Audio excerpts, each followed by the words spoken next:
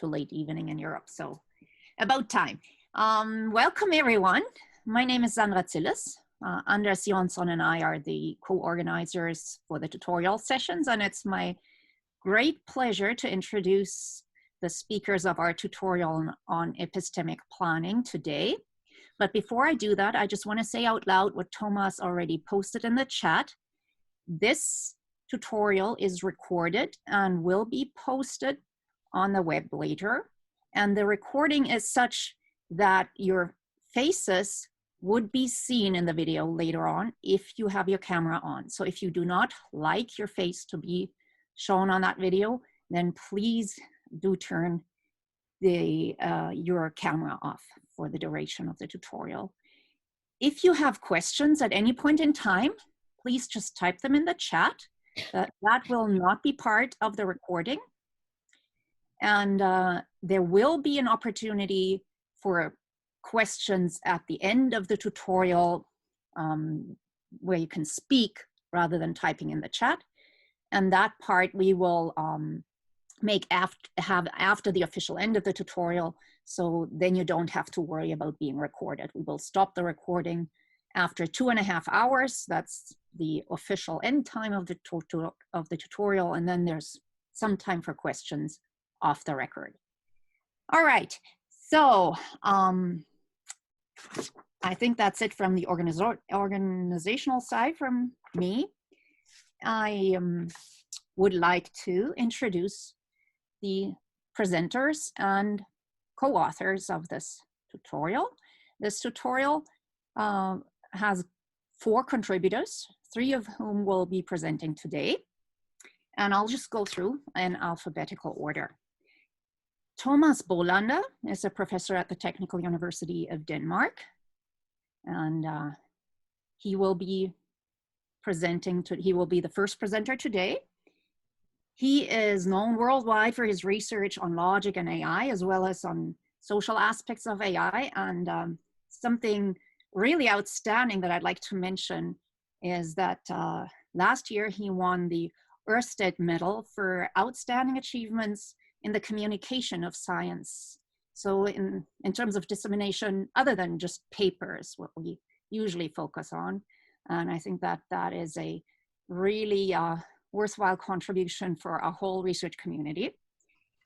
Don't set the expectations up too high. Oh no. And our second contributor is Thorsten Engesser. He will not be presenting today, but I understand that a big chunk of this tutorial is about the work that he did in his PhD studies, which he is just about to wrap up at the University of Freiburg. And I would like to point out that even at his stage of, really early stage of career, right, he's already got a very impressive publication record with papers at ICAPS, at AAAI, at KR, at JER. So all of the top venues, you name them, he's got them on his record. So it's really nice.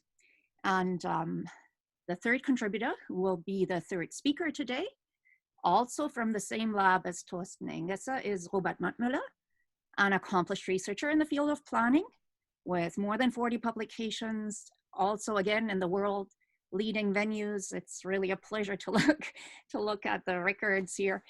He's, for example, also a co-developer of the temporal fast downward system that you might know. And as all of the speakers today, he's an expert on logical aspects of planning. And finally, the fourth contributor and second speaker for today is, do I have the order wrong? I'm sorry. I got the order of the speakers wrong, but you'll figure it out. So our fourth contributor to the tutorial, and apparently first speaker today, is Sheila McIlraith from the University of Toronto, who is one of the few researchers who've had a profound impact on more than one research area. In her case, most notably AI, but also semantic web. And in recognition of all of her fantastic achievements and research, she's been named a AAAI fellow, a fellow of the ACM, and also a Canada CFAR AI chair. I'm very happy to have the 4 of you on board here, and I'm very much looking forward to the tutorial. And please, the stage is yours. So I'm just going to share my screen. Sandra, thank you very much on behalf of all of the organizers of the workshop for that very nice introduction to all of us. So thank you. And I just wanted to say before I turn my screen off to a little box, it's great to see all the names here. I wish we were all together in person, but it's wonderful to share this time with you. Hi, Hector. Okay, here we go.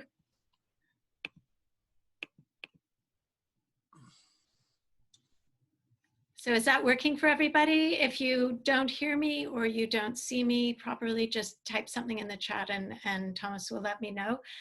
Just a reminder that we're fielding questions in the chat, not so I think you're probably muted and will remain that way, unfortunately. So the title, this topic is epistemic planning as an epistemic planning tutorial, and it comes to you from around the world, from Canada and Denmark and from Germany, and hopefully we will all stay connected well. So as Sandra mentioned, this is our tutorial team. We have 3 presenters and then 3 other people who contributed, particularly Thorsten, who contributed extensively to both the organization and the content of some of the work. So when we talked about doing this, we sort of assumed that because we were at ICAPS, that most of the audience would have a good background in planning, but perhaps not such a good background in epistemics and in epistemic planning. And so we've sort of geared the tutorial that way. Hopefully that will work for most of the people here. So the goal of automated planning is usually to realize some properties in the physical world. If we're stacking blocks, we have some PDDL domain or model or theory that talks about the effects of what the state of the physical world is and what the effects of the actions of a robot or some other actor is on the physical state of the world. Our state, as such, when we do state-based planning, our states are described in terms of physical properties of the physical world, like block C is on the table and our block C is yellow, and our actions are about how we can affect change in that physical world. In contrast, multi-agent epistemic planning, which is often just referred to as epistemic planning, has a different state space and a different action space. The goal is to realize, just a second, I need to shrink myself, is to realize some agent's state of knowledge or belief, and there can be multiple agents whose state of knowledge belief is under consideration. So their state of belief about properties of the physical world, or their belief or knowledge about the belief of other agents. So for example, in this picture, the mom knows that the boy knows that block E is on the table. So in this formulation of planning, the states are not, rather than being properties of the physical world, they are agents' knowledge or beliefs about properties of the physical world, or the agent's knowledge or beliefs about the beliefs of other agents. And the actions, again, the actions can be communication actions, for example, that just change your state of an agent's state of knowledge, but they can also be ontic actions that change the state of the world, but the way that they are digested by the epistemic planner is in terms of what those multiple agents know or believe about the world as a consequence of that action being performed. And so obviously observation is a key component. I will note that agents' beliefs may not be true right now, and I think I have another little cloud here. For now, I'm conflating whether this is knowledge or using a K modality or belief, or which is of course different. I'm not distinguishing between doxastic and epistemic, which doxastic is usually with respect to belief, and epistemic is often formally with respect to only knowledge, but I'm conflating them now just to keep things simple. So there are lots of related planning efforts that do some of these things. Belief-based planning in the single agent case, contingent planning where we do offline or online sensing actions and combine them with planning, epistemic goals and sensing in classical planning, belief, desire, intention, multi-agent planning, DEC POM-DPs, DEC MDPs, partially observable stochastic games. Many of these touch on some of the same some overlap in some respects with the space of topics that we're covering here, but the topic of this tutorial is really epistemic planning, and it builds on work in philosophy and in knowledge representation and reasoning on epistemic logics. So epistemic planning is central to the process of human-machine or machine-machine understanding and interaction. If you want to interact with another agent, you need to be able to understand not what the physical state of the world is, like we do in normal planning, but what that agent believes and how those beliefs or knowledge change as a consequence of actions that are being performed, and how to affect changes on their beliefs. So it's important for planning coordination, for communication in a variety of modalities, for explanation, for assistance, and for teaming. And it has a diversity of applications: multi-robot or human-robot planning and coordination, factory robot coordination, search and rescue teams, assistive technologies, human-machine conversational agents, human HCI, building smart interfaces, human-machine and machine-machine game playing, and also even if you go back to the early work on epistemic logic, to protocol analysis and reasoning about what different communicating computer systems know. So now I'm going to pause because we have an actual demo of an epistemic planning system in action, which Thomas is going to show.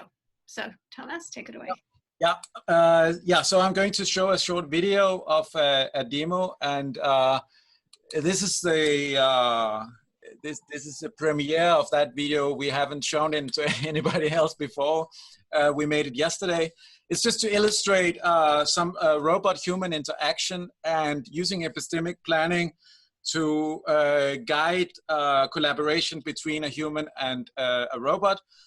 And I will reflect a bit on what happens in the video in my talk as well. But for now, it's just for you to see some examples of what we could use epistemic planning for. So here we go. It's a 7 minutes video. In this scenario, there's a robot and a human. And the goal is to make the robot pass a so-called Selenian task. And in this task, the goal is to be able to take the perspective of the other agent and be able to represent this, the mental state of the other agent, including the false beliefs that the other agent might have. So the human agent can interact with the boxes and the objects. For instance, take the red cube and put it into one of the boxes. When he does so, the robot will keep track of what happened. So now the robot will know that the red cube is in box 1. But furthermore, it will also know that Lasse knows, because he's the one that put the red cube into box 1. So on top of this, we implemented simple intention recognition. So when the human agent reaches out for one of the boxes, the robot will interpret this as the human agent wanting to interact with the object in the box. Or well, not the object that is in the box necessarily, but the object that the human agent believes to be in the box. So the robot takes the perspective of the human agent and tries to understand what it is the human agent wants, and tries, if the human agent has a false belief, it will try to help him out. But in this case, of course, the human agent knows that the red cube is in box 1, so the robot doesn't say anything. But let's see what happens if we try to give the human agent a false belief. So if we let the human agent leave the room, and then we will try to change the world a little bit while he is away.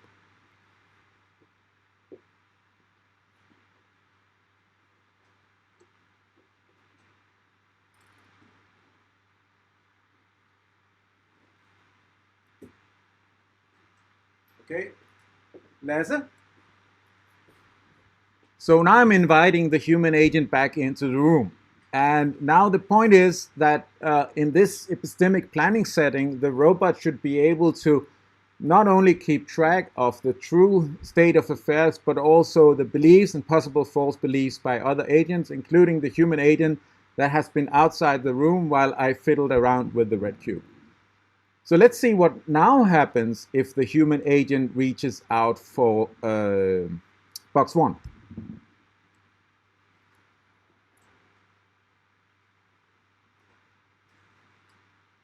If you are looking for the red cube, it is now in box 2.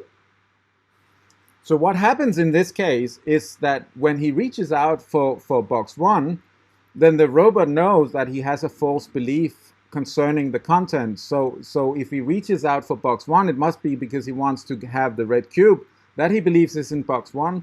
But actually, it is now in box 2, and the robot knows that, so that it provides this information for him. So it interprets his goal, it adopts it as its own goal, and it tries to help him out reach the goal in the most optimal way. Of course, if the robot didn't say anything, the human agent will still be able to find the red cube eventually by looking through all the boxes. But of course, the robot will try to come up with an optimal plan to solve the problem that involves both actions taken by the human and actions taken by the robot itself. So this scenario we call the dancing robots scenario. And here the goal is for both agents to achieve their respective goal squares. The complication, though, is that the two agents don't know where the other agent has to end up. So the robot has to end up at one of the squares marked by a face of the robot. And only one of them is the correct goal, but the human doesn't know. And vice versa, the human has to end up in one of the squares that is not marked by the robot face. So the bottom one and the one, either the bottom one and the one to the far right. And the robot doesn't know which one is the correct one. And since it's a joint goal, they have to solve the problem by cooperation. And of course, they need to be able to take the perspective of each other in order to be able to even solve this problem. And they are allowed to mark that they have reached their designated goal square by raising the right arm. But if you have raised your right arm, you can not move anymore. So you can only raise your right arm if you have arrived at your goal square and you know that you will never be forced to move again afterwards. In order to start the scenario, to start the robot planning, the human has to lift his left arm. So let's see, now he does so, and let's see what happens. So of course, either the robot or the human could move first. In this case, the robot does nothing. So, and that is actually because the robot takes the perspective of the human and realizes that the optimal plan is for the human to move first. And so the human will be expected to move first. And after that, the robot can then move. And of course, the robot could either move to the top middle square or to the far left square. In this case, the robot moves all the way to the far left square. That might be the goal position of the robot, though it doesn't lift its right arm, but we also don't know yet. And of course, the human doesn't know. And the reason why the robot actually goes to the far left in this case is to allow the human to access both of his possible goal squares. So actually, in this case, the robot is taking the perspective of the human in order to allow the human to go wherever he needs to go. So let's see what the human then does. So the human moves backwards and to the right. Oh, and now he actually lifts his right arm, saying that I am where I'm supposed to be. The robot moves to the top middle square and also lifts its arm and saying that it is where it has to be. In this case, they actually then manage to solve the problem by being able to take the perspective of each other. And it's, well, we can prove that this is an worst case optimal solution to this problem. And that's it.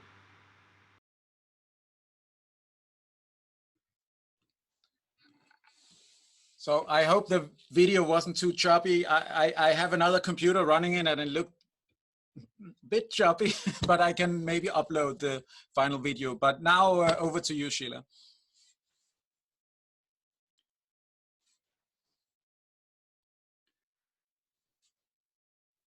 You have to unmute yourself. Can you hear me now? Yes. Yeah, good. Yeah, no, the video looked great. Thank you, Thomas. That was a wonderful interlude and a great illustration of what's possible with epistemic planning. So What we're going to talk about in the tutorial today is how to actually build systems that can do that can emulate that type of behavior. And the two key components that are used in epistemic planning are epistemic logic to represent the states and goals of an agent or agents, together with some form of dynamics. And there are two predominant approaches right now to building epistemic planning as systems, as well as some sort of hybrids that are emerging. But the first is formula-based approaches, and the second is model-based approaches, and specifically approaches based on dynamic epistemic logic. So Thomas and Robert will be talking about dynamic epistemic logic and the use of Kripke structures, for example, to represent state. And what I'm talking about is the formula-based approach, which we all felt was a much more accessible way to start this topic, especially for the ICAPS community. So the outline, for those of you who haven't seen the outline for the tutorial, here it is just very quickly. Until a little bit after the hour, I will be speaking, and I'm where we are on the arrow. I'm going to tell you a little bit about epistemic logic and epistemic planning, and then I'm going to very quickly describe a formula-based approach to epistemic planning, which involves compiling it into classical planning. Then we're going to have a 10-minute break, followed by a second hour in which Thomas will talk about DEL-based planning, DEL approaches to epistemic planning, followed by a 10-minute break. And then in the third half hour or so, Robert will build upon some of the topics that Thomas discussed, talking about implicit coordination, plan execution, DEL, and games. And again, I just wanted to reiterate for anyone who came in late that we are recording, and that if you do wish to ask questions, please do so in the chat, and we'll answer them in the break or afterwards in some manner. Sheila, can you please turn on your camera again? Yeah. Ooh, just a sec.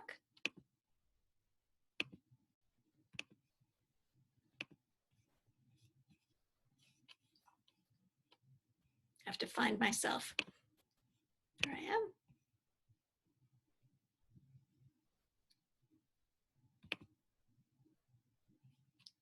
Sorry, everyone. There you go. It's probably good I talk with my hands.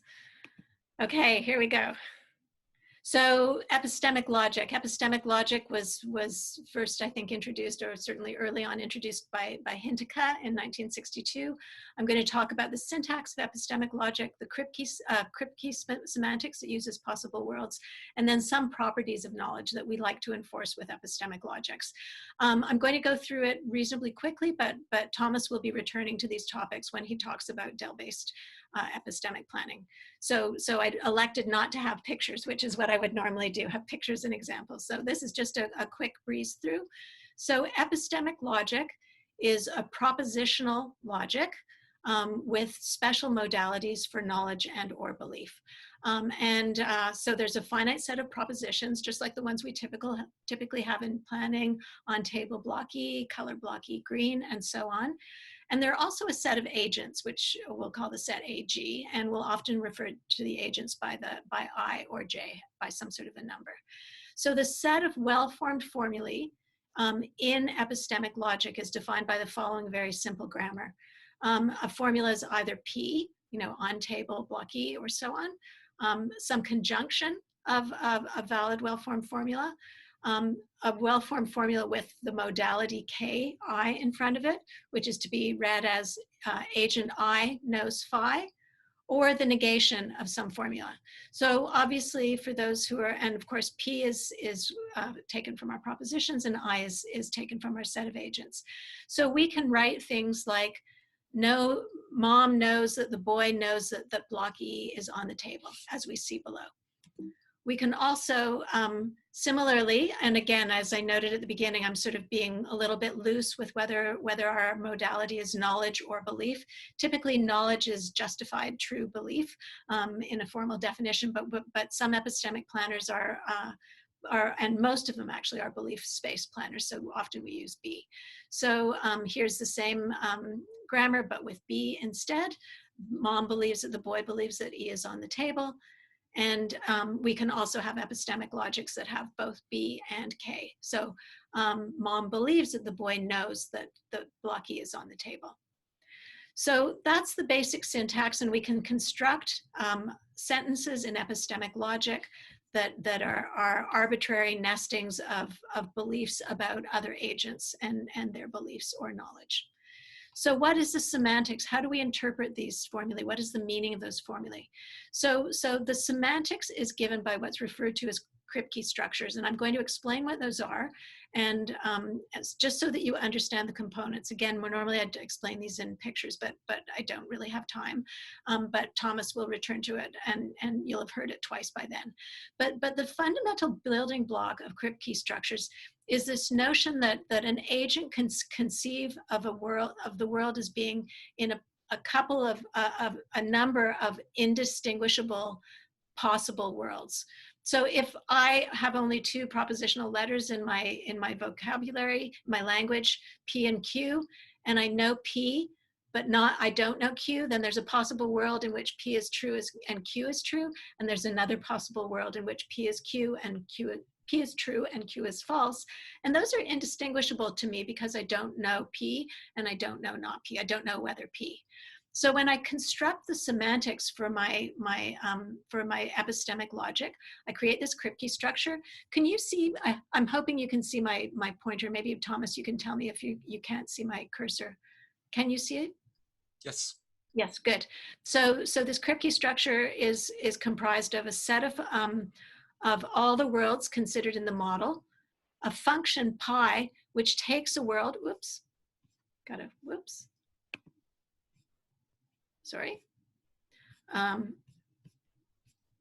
a function pi, which takes a world and maps it into 2 to the p, maps it each world into the set of propositions that hold in that world. And finally, there's this accessibility relation, which ranges across the cross product of worlds. And each relation, as is described down here where my cursor is now, each relation captures the uncertainty of agent I, such that given the actual world, the set RIW returns worlds that are indistinguishable, considered to be possible and also indistinguishable with that world. So what you need to know, and Thomas will have some pictures later on, is that given these definitions, the satisfaction of a particular formula, like believe mom, believe boy on block E table, some sort of formula like that can be evaluated with respect to a model, a structure, and a particular world. And so P is true if P is returned as one of the things that is in that inhabited in that particular world. And similarly, phi and psi is true if each of the components phi and psi are each true according to the first line. The negation holds in the same way if there are no worlds. And then the important thing is knowledge. So a structure, a Kripke structure and a world entail that agent I knows phi, if and only if for every world that is in the accessibility relation of our world W, that formula phi holds. So if phi holds in every possible world that's accessible from world W, then it means that phi holds. And that's an important property to characterize knowledge. So entailment, which says that every time phi holds true, this double turnstile, I don't know whether everybody knows this notation, semantically entails psi, if and only if for every model M and every world W, such that phi is true. It's also the case that for each of those models and worlds, psi is true. And that dictates that phi entails psi. So that's the semantics in a nutshell. Don't worry if you didn't get it all. I think the important thing to understand is that there is this semantics described in terms of this structure and these accessibility relations. And what's interesting, what we want to be able to do when we're defining logics of knowledge or belief is that we want to talk about the properties that we want our knowledge or our beliefs to have. And those are important properties that govern what inferences an agent can make about the world. And so typically we control the accessibility relations in some ways to manifest particular properties, but we also can describe those properties axiomatically. And what I have on this slide is some very common properties. They're referred to collectively as KD45, and I'll go through each one individually just to describe to you, because they make intuitive sense. So the first one is sort of modus ponens for knowledge. And again, you can replace all these Ks by Bs and the axiom still holds. It's just the general principle. If I know phi, and I know that phi implies psi, then it implies that I know psi. So that's just simple modus ponens. Consistency. If I know phi, then it implies that I don't know phi.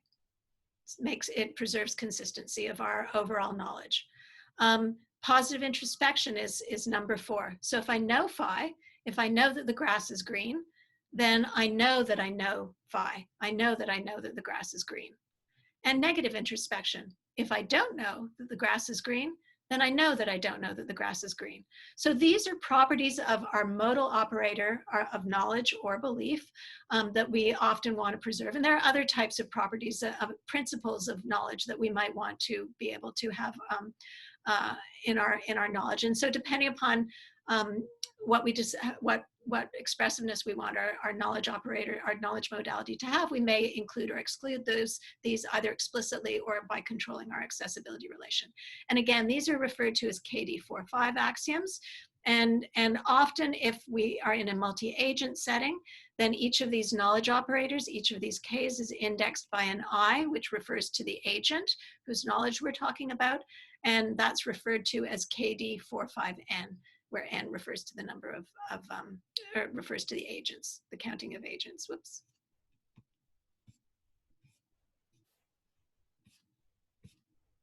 So that's epistemic logic, is the way that we can describe states of belief or knowledge.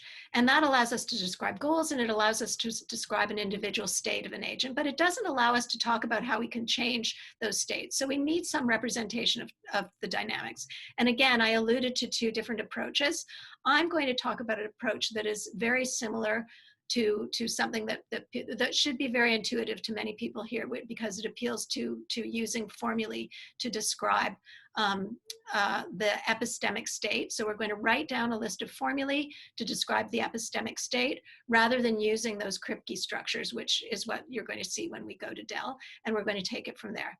So what I'm going to do now is to describe a formula-based approach to epistemic planning. And in particular, I'm going to describe a specific approach that was developed by Christian Muse together with some other people, including me. And I think it's a nice illustration for the planning community of just how to do epistemic planning, building on all the rich work that we've done in the ICAPS community. So the work that I'm going to describe is called RPMEP. It's restricted perspectival multi-agent epistemic planning. It was published at AAAI 2015. It's an example of a formula-based approach to epistemic planning. The main developer and builder was Christian Muse. He did this work when he went to Melbourne, University of Melbourne, and was working with Tim Miller, Adrian Pierce, and Liz Sonnenberg, and also Paolo Feli. And Vaishak Bell and I were also involved in this because we were doing work. We were still back in Toronto, where Christian had just moved from, and that was the genesis of this work. So the RPMEP, the restricted perspectival, as you saw in the work that Thomas represented, this is perspectival work. Multi-agent epistemic planning task is to synthesize plans from the perspective of a single agent that necessitates reasoning about the nested beliefs of other agents. So just like the demo that Thomas was just showing you. And our desiderata was that we want to plan at the belief level. We want goals and actions to involve nested beliefs and respect KD45.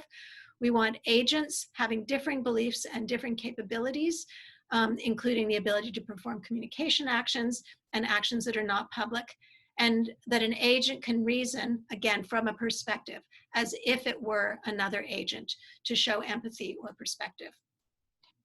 So here's how we did it in a nutshell, and this should make a perfect sense to many of you. So we did a clever encoding of the epistemic planning problem as a classical planning problem. And so if you think about, so what are our states? You know, typically in classical planning, our states are going to be, you know, green, block A, color block A, green, color block B, yellow, on block A, block B, on block B table. But now what we want is to have beliefs. And so all we did, the set of fluents, was a set of possible formulae that we could construct about single literals up to a nested depth. And the nested depth that we made was 3, typically because it, as you can imagine, the state grows exponentially, and also because psychological studies showed that most people, most human beings, do not reason beyond a nesting of 3. So the fluents in this clever and classical encoding are, you know, believe agent 1 P, believe agent 1 Q, believe agent 1, believe agent 1 P, believe agent 1 believes that agent 1 believes Q, agent 1 believes that agent 2 believes P, agent 1 believes that agent 2 believes Q, and so on and so forth. This, you can imagine a big, long list of fluents that are just these epistemic literals, if you will. The actions are exactly PDDL actions as we had them before, except now they are affecting the beliefs of other agents, as you'll see in a minute. And the challenge and the secret sauce is that in addition to just this classical, this PDDL planning, what we had to do was invoke some bookkeeping. We had to invoke some bookkeeping to enforce the properties of belief that are necessary to make sure that, you know, those KD 4 or 5 axioms. And we also had to make sure that beliefs were revised appropriately when beliefs were either added or retracted as a consequence of actions. And just as a sidebar, for those of you who are in the planning community, belief revision has been a huge area of study in knowledge representation and reasoning for decades. And in some ways, as you get to more expressive languages, there isn't necessarily one clear answer, and people will argue about what the subjective appropriate belief revision of a particular instance are. And so people have defined postulates or AGM postulates for the static case and KM for the dynamic case. So the great thing about this approach to epistemic planning was that we can use the latest state-of-the-art classical planners. So once we've got our system encoded as a classical planning problem, we can just use the best classical planner on it. And as over time, as we know, this work was done, it was published in 2015. So it was done, you know, a long time ago. And even then, since then and now, we've seen great advances in what we can do because of the classical planners. Our numbers are actually increasing. So that's the pro. The challenge, of course, was to do this bookkeeping in an effective way. And I'm going to show you how we did that. And the result was a state-of-the-art multi-agent epistemic planner for a syntactically restricted class of epistemic planning problems. So of course, there's never a free lunch. And the way that we got such great performance was by syntactically restricting our theories, our epistemic logic, just as we do with classical planning. So let me give you a couple of examples. Here's an example of an epistemic goal that we might have, and this is a deception goal, similar to the deception goal that you saw in Thomas's demo. So make Bob believe that Sue believes the switch is off, when in fact, Bob believes that it is on. Now we know in classical planning that a goal is typically just a set of fluents or a set of literals. So here's our first literal. Bob believes that Sue believes that the switch is not on, and Bob believes that the switch is on. So this is a deception goal. And we can express that in our logic, and I'll show you, in our system, and I'll show you that in a minute. And here's an example of an action that we might perform. It's the action of gossiping. So the precondition to gossiping is that so the action is Bob wants to share a secret in room A. And includes so the precondition includes that Bob believes the secret, And the effect is who perceives the gossip, who is aware of this, who actually gets the gossip when Bob actually executes the action of sharing the gossip. And of course, it's the people who are in room A. So in Sue, room A implies that believes Sue the secret. So after Bob shares the action, Sue will believe the secret. And if Joe is in the room, believes Joe in Sue room A, if Joe believes that Sue is in room A and Joe is in room A, then Joe believes that Sue believes the secret, and so on and so on. So you can imagine writing effect axioms exactly as you might like to do in a classical planning circumstance. But here, the things that are being manipulated, again, are beliefs about the world or beliefs about the beliefs of other agents, and not the physical state of the world. So again, just quick review. Classical planning, as it's typically defined, is comprised of a set of fluents, a set of fluent atoms, a set of fluents describing the goal condition, a set of fluents describing the initial state, and a set of operators that are comprised of preconditions, positive effects, and negative effects. Our preconditions are going to be conditional actions, and we're going to represent them in a particular form that's a little bit clunky, but it just makes explaining things a lot easier once you get used to it. And so what we're doing, we've got positive effects of actions and negative effects, like an add and a delete list and strips.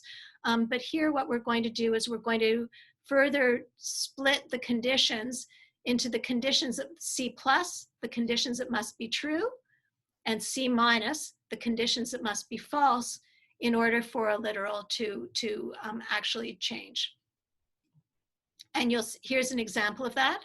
So if I want to pick up a block, if the agent is strong and the block is not slippery, so if the agent is strong, C+, and the block is not slippery, C-, then the agent holds the block. So the positive effect is holding block.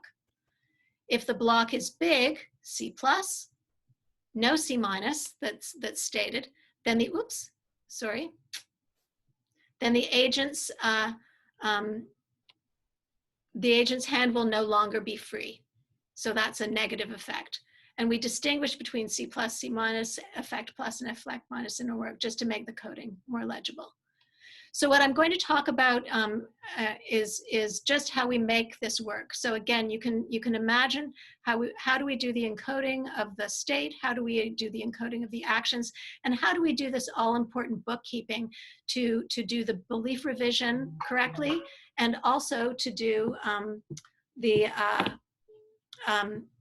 the belief revision correctly and to enforce the KD4-5 axioms. And then I'm going to talk about projecting to other people this perspectival view.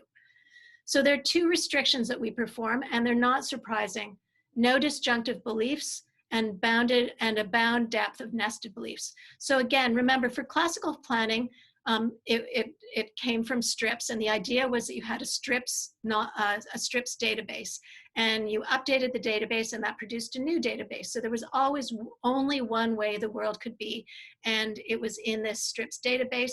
It allows us to, in classical planning, to represent state very compactly, which is fantastic in terms of the positive literals, and it allows for just a lack of explosion in the different ways the world can be. And this is exactly the principle that we're exploiting here by performing this syntactic restriction. That's where we get the no disjunctive beliefs. And then the bounded depth is because, as I alluded to, because these formulae, these fluents, are these modal, these propositional modal formulae, we can have arbitrary nesting, and it just grows exponentially. So we wanted to bound the number of fluents that we were using to construct our state. And so we typically bound them at 3, and you'll see some experiments at the end that show the impact of changing that depth of the nested beliefs on the computation. So again, just as a reminder, we're going to be trying to preserve these KD4-5 axioms. So no disjunctive beliefs, bounded depth, preserve these KD4-5 axioms, and do belief revision and belief update correctly. That's our challenge. So here's our approach. We're going to restrict states, conditions, and goals to what are referred to as proper epistemic knowledge bases. We're going to enforce KD4-5 axioms and realize belief revision by appealing to a solution to the ramification problem, which I'll talk about in a minute. And we're going to encode conditions for mutual awareness as conditional effects. So we're going to augment our reasoning to allow for the fact that, for example, we're all listening to this same Skype or this same Zoom call, so we all have mutual awareness of what I'm saying, or if my computer crashes, we will all have mutual awareness of that as well, probably. So there are certain effects that we want to be able to encode, and we can do them again using this same sort of bookkeeping technique. So the result of this approach is that we have a classical planning problem we can input to any off-the-shelf classical planner, because all of the advances are within the encoding of the problem. And then we have a theorem that says the approach is sound and complete for problems that do not require disjunction. So we've restricted our representation, but we've achieved a very nice result. So proper epistemic knowledge bases, PEKBs, were first introduced by Gerhard Lackmeyer and Yves L'Espérance, and they built upon the notion of proper knowledge bases, which Young-Mei Liu and Hector Levesque did work on. I'm not sure whether they were the first, but certainly Young-Mei Liu did extensive work on that for her PhD thesis in the area of knowledge representation. And the basic idea is that we're restricting our knowledge bases to a set or conjunction of what are referred to as restricted modal literals, meaning no disjunction. Here again is the BNF for it, the grammar. So you basically now remember my previous nice epistemic grammar. Now we're restricted to just having a literal, the negation of a formula, or a formula with a B modality. So we can have arbitrary nestings of B, we can have negation embedded in them, but there's no conjunction. Conjunction and negation construct disjunction, and so we just have all these single literals. So for a particular fluent. So it's like Sue believes it is raining. Sue believes the grass is green. Sheila believes that it's very cold in here, and so on and so forth. So our encoding is to create a fluent for every RML, restricted modal literal, up to a bounded depth. And then the states, the preconditions, effects, and the goals are all represented using these RMLs. So pretty straightforward. So the second thing we need to do is to be able to enforce the KD4-5 axioms and do belief revision. We're going to do that via ramification. So I think probably everybody knows that term ramification, but just as a sidebar, when we talk about the effects of actions, we can have direct effects, but we can also have indirect effects. So for example, if I knock over my mug here, the effect is that it's knocked over. But if there's liquid in it, then liquid is going to spill onto my table, and then the papers that are on the table are going to be wet. And then if they're wet and they've got soluble ink, then I won't be able to read them, and so on and so forth. Those are the ramifications, the sort of secondary, that cascading of effects. And so in some ways, what we thought we wanted to do with these KD4-5 axioms was to compute the direct effects and then just go and compute all the KD4-5 axioms and do all the revisions, all the little fixes to make everything work. And so that was one thing that we considered doing. Whoops, sorry. So potential solutions to the ramification problem were that we could use derived predicates, which is something that was historically supported in some classical planners. Supported by some, but it's not a general solution. The second thing we considered doing was this sort of that I was talking about, guided by heuristics in order to just produce the things that we needed to produce so our space would not build too much. And we actually experimented with this quite a bit when we were building the system. And then the third thing that we considered doing was compiling them into ancillary conditional effects. So compiling them into extra conditional effects of actions. And this is the technique that I'm going to describe to you very, very briefly here.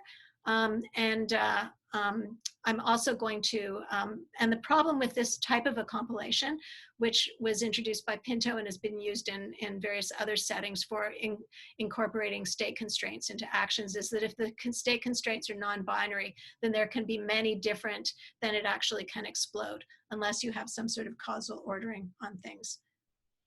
So Just watching the time. So here is the anatomy of an ancillary effect. And again, we're trying to do a couple of things for you.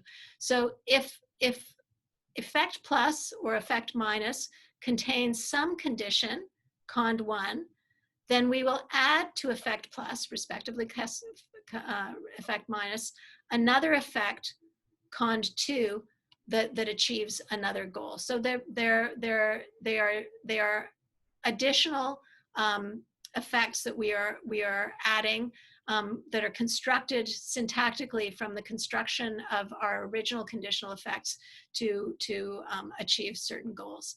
And let's look at them as examples. I think that's going to be a little bit easier for you to understand. So the first example is negation removal. If you add a belief, then what you want to do is forget about its negation. So you want to update that belief. So if I tell you that I now believe that it's sunny outside, then I want to remove the belief, my belief that it's not sunny outside. So if I have a condition that has a positive effect, then I want to remove the corresponding not L, the negative effect. So if I'm at, again, this is this C plus, C minus notation that you're seeing down here on the example. If it holds that I'm at room, at A, if A is at room 1, then A believes secret B is an effect, a positive effect. And then the thing that we want to be able to add as an ancillary effect is that if agent A is at room 1, then agent A does not believe secret B is the negative effect. We want to remove that agent A does not believe secret B because we've just added that it does. So that keeps things consistent. That's one example. Another example is KD4-5 closure, where we want to compute all if something is a consequence of something, then we want to propagate those consequences. I'm not going to go through an example of all of these, I think, because we're a little bit later on time than I had anticipated we would be. We want to remove beliefs. Removing beliefs should also keep the state deductively closed. So if we remove a belief, then again, we want to remove all the things that are consequences of that closure. So for example, if I don't believe, if I'm removing the fact that I don't believe, if A doesn't believe a particular secret, then I want to add that A believes that the secret is false, and so on.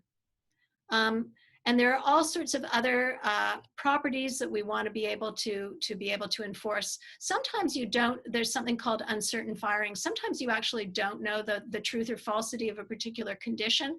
And so you want to be able to, you may have been certain about the state of the world, but you don't know the condition of a conditional effect. And now if something happens, you think, well, gee, if that condition were true, then this would be true. But if the condition were false, then this would no longer be true. And so you've gone from a state of knowledge or belief to a state of uncertainty, and you want to be able to encode that the consequences of becoming uncertain over something as a consequence of something happening. So an example of that is that if A is at room 1, and resulting in A believing secret B, if that's a positive effect, then if you don't know that, then if you are uncertain about whether A is at room 1, then now if you believed, if you believed that A believed secret B, now you don't know. You've now become uncertain about whether you don't believe the secret B. So you've gone from a state of more certainty to less certainty.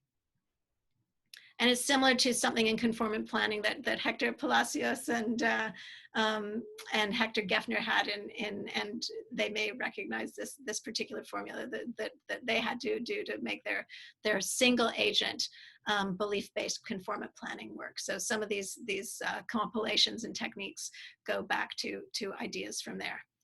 So the last thing we want to be able to do is encode conditioned mutual awareness as a conditional effect. And again, the same trick, we're using these ancillary conditional effects in order to make our planning system do the right thing. And by encoding it in these representations, it enables us to use any classical planner.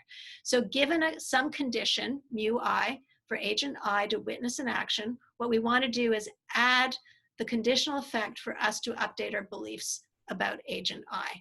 So again, a whole bunch of notation that is difficult to parse, so we're not going to go through it, but it's on here. You can stare at it and watch the video on slow-mo and walk through it, or I can walk through it with you and privately another time.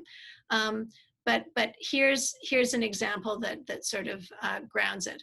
So imagine that agent I observes the effect if they are in the room. So if you're physically in a room and you see something happening that somebody else does, then you are going to share with the other people in the room in the observation of the effects of those actions. And that's the sort of idea of the type of thing that we want to be able to capture. So agent I always observes the effect, or agent I never observes the effect. This value is true or false. And if it's true, in the condition under which it's true, then we want to be able to fire these extra conditioned mutual awareness axioms that we have added to our domain-specific encoding in order to realize mutual awareness of certain circumstances.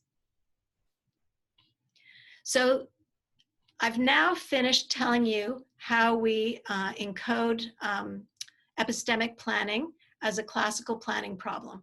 And again, I'll show you some experiments in a minute, but I wanted to talk about one other thing, and it's this notion of perspective, taking perspective and perspectival planning, which was demonstrated by Thomas in their demo that he just showed as well.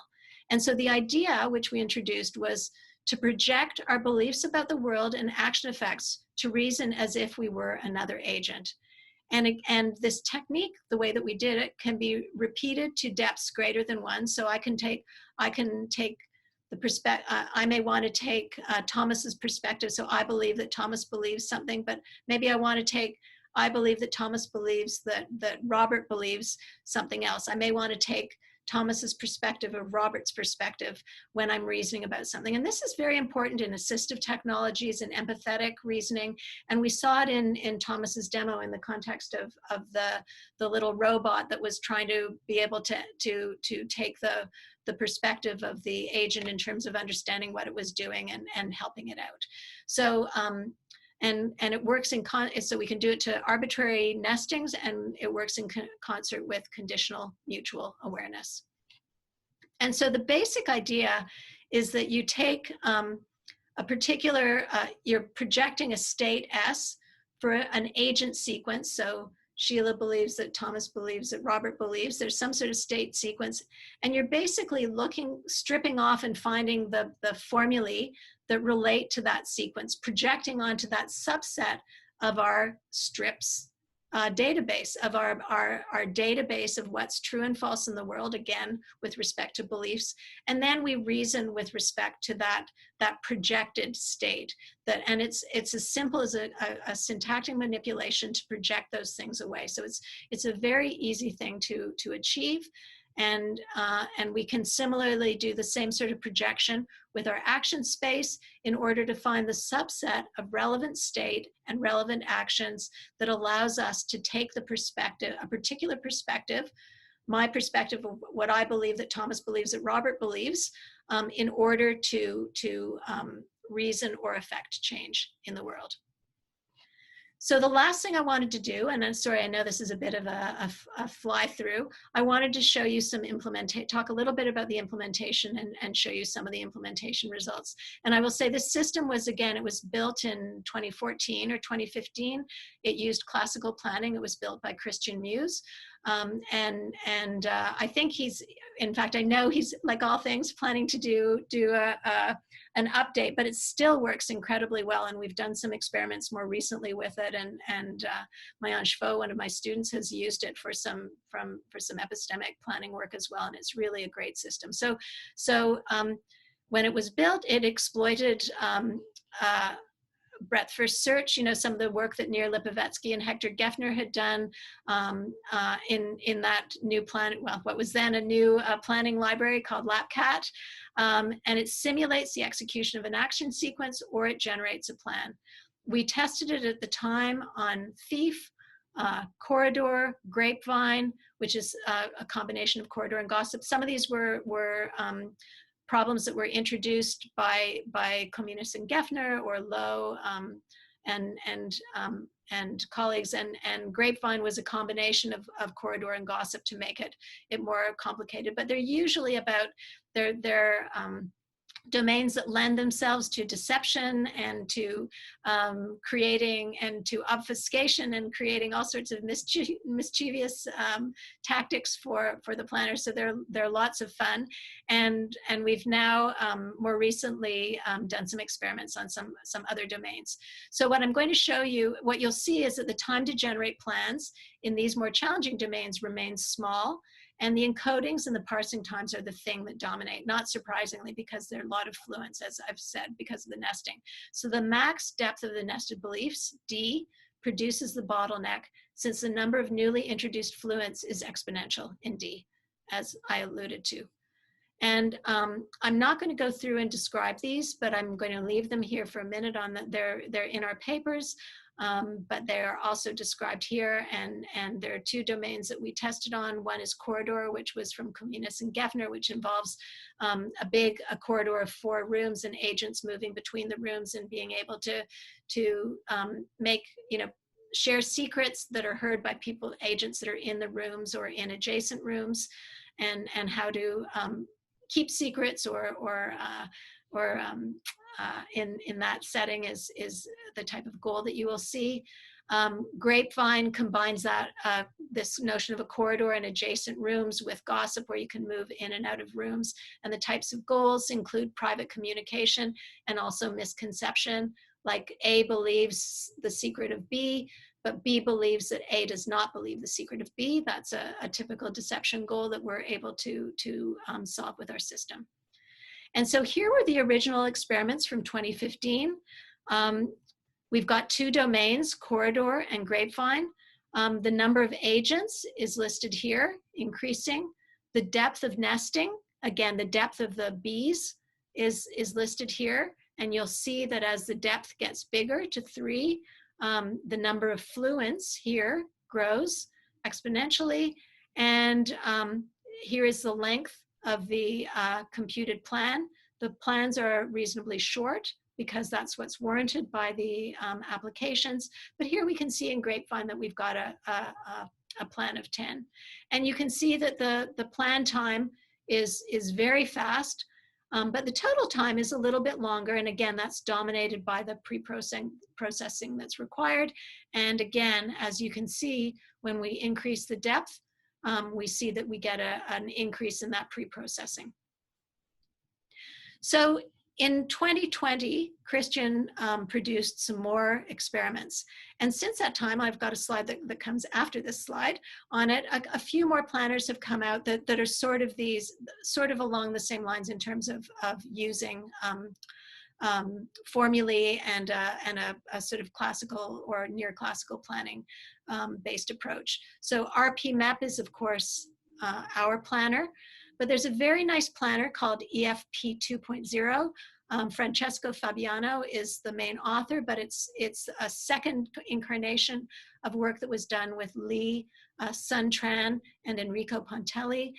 Originally, I think in they had an ICAPS paper in 2018 or 2019. They've got 3. There's EFP1, PG, EFP, and now this is the newer and greater version. And what's interesting about this work, again, RPMAP is really good because it's like classical planning. It's really syntactically restricted, but some of these other planners really tried to extend the expressive power of the epistemic, of the underlying epistemic logic, which is really important for some applications.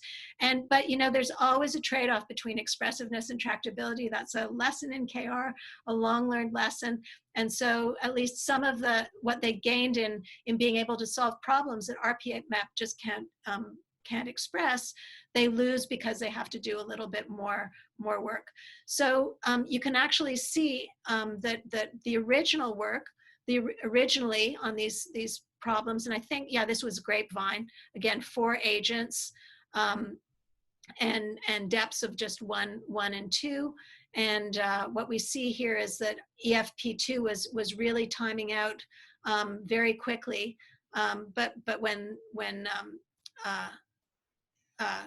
it was being run, but by creating a simple, I think Christian just did a simple manual manipulation of the state space to remove irrelevant fluents from the state space, you can see that it did a lot better.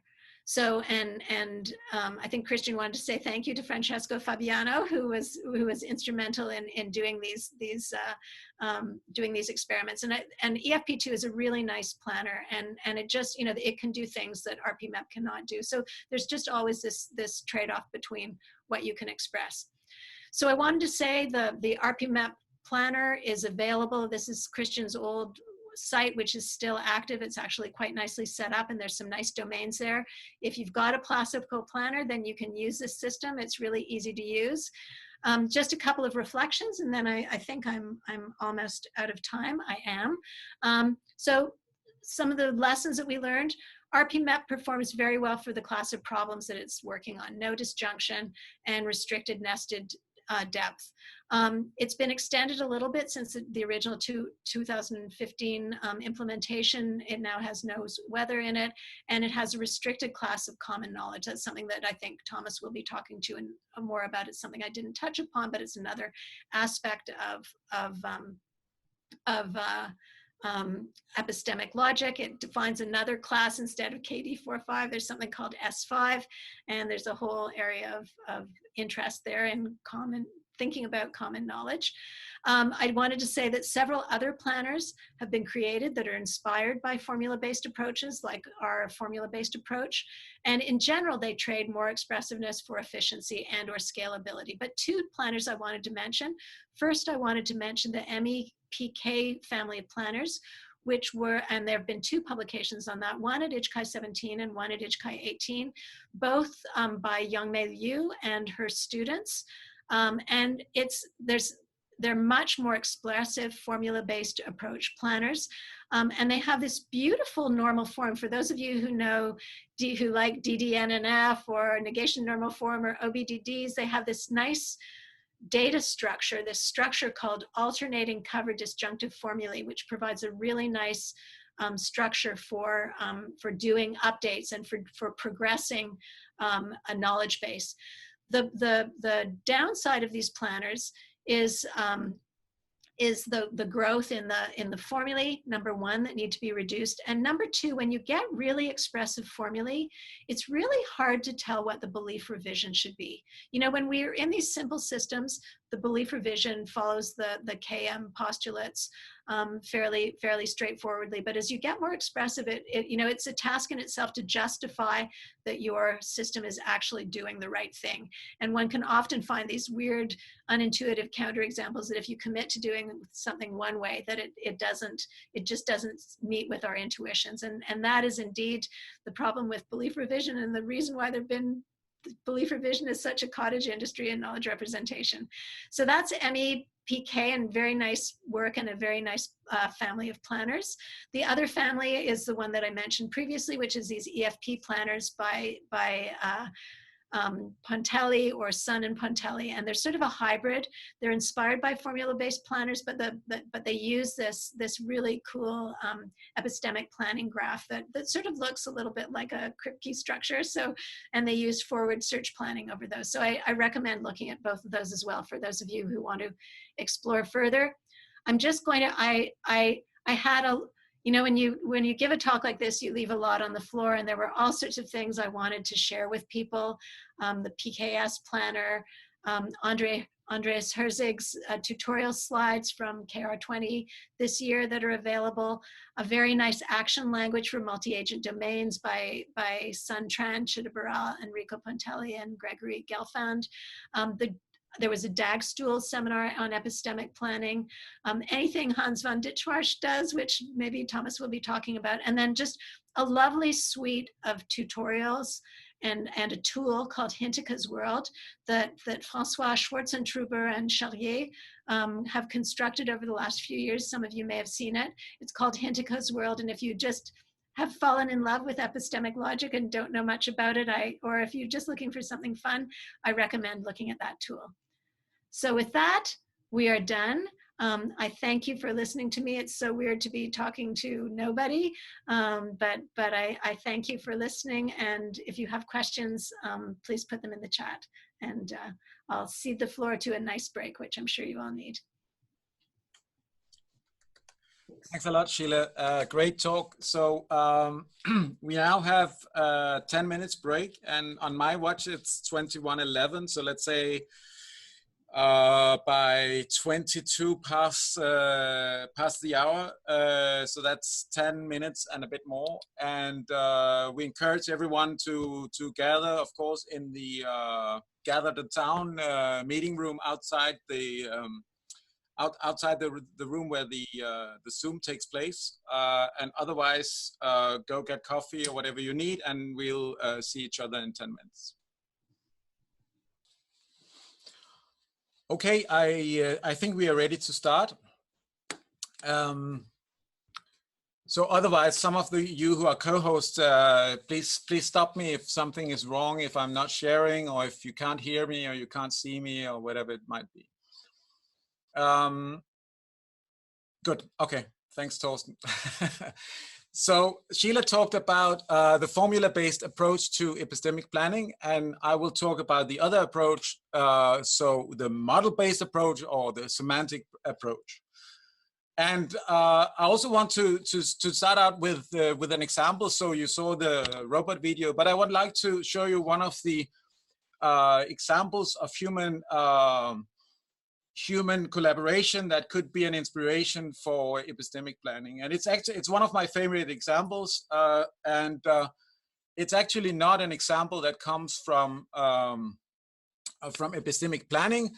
It's an experiment in cognitive psychology. It's an experiment about testing the social cognition of children. In this case, the test person is the small child that you see in the corner together with his mother. So this kid is only 18 months old and doesn't know anything about the experiment, but is just observing what happens. And just let me actually reshare, because I want to make sure that I have the right settings. Sorry about that. I did have the right settings. Okay.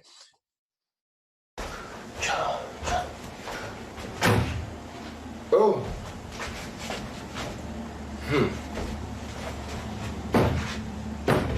Oh.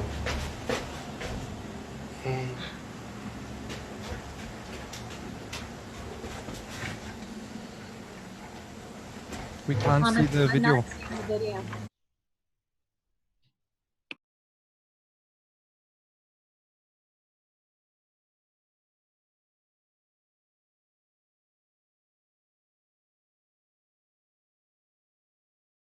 You are muted, Thomas. And do you see it now? Yes. Yes. Good. I'll try again. Sorry about that. Oh.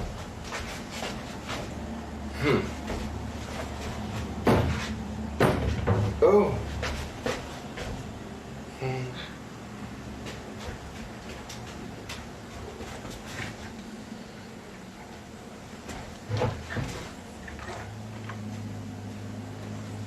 So.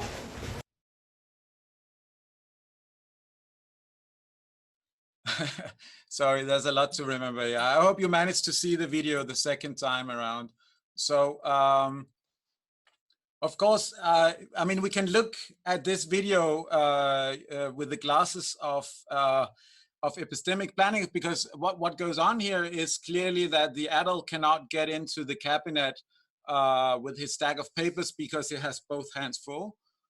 And then apparently what the kid does is to recognize the intention, the goal of the adult, And then he comes up with a plan of how to help the adults. So interestingly, this is multi-agent planning, because it's not only that the kid does something, it's not that the kid takes the papers out of the hands of the adult and puts them into the cabinet.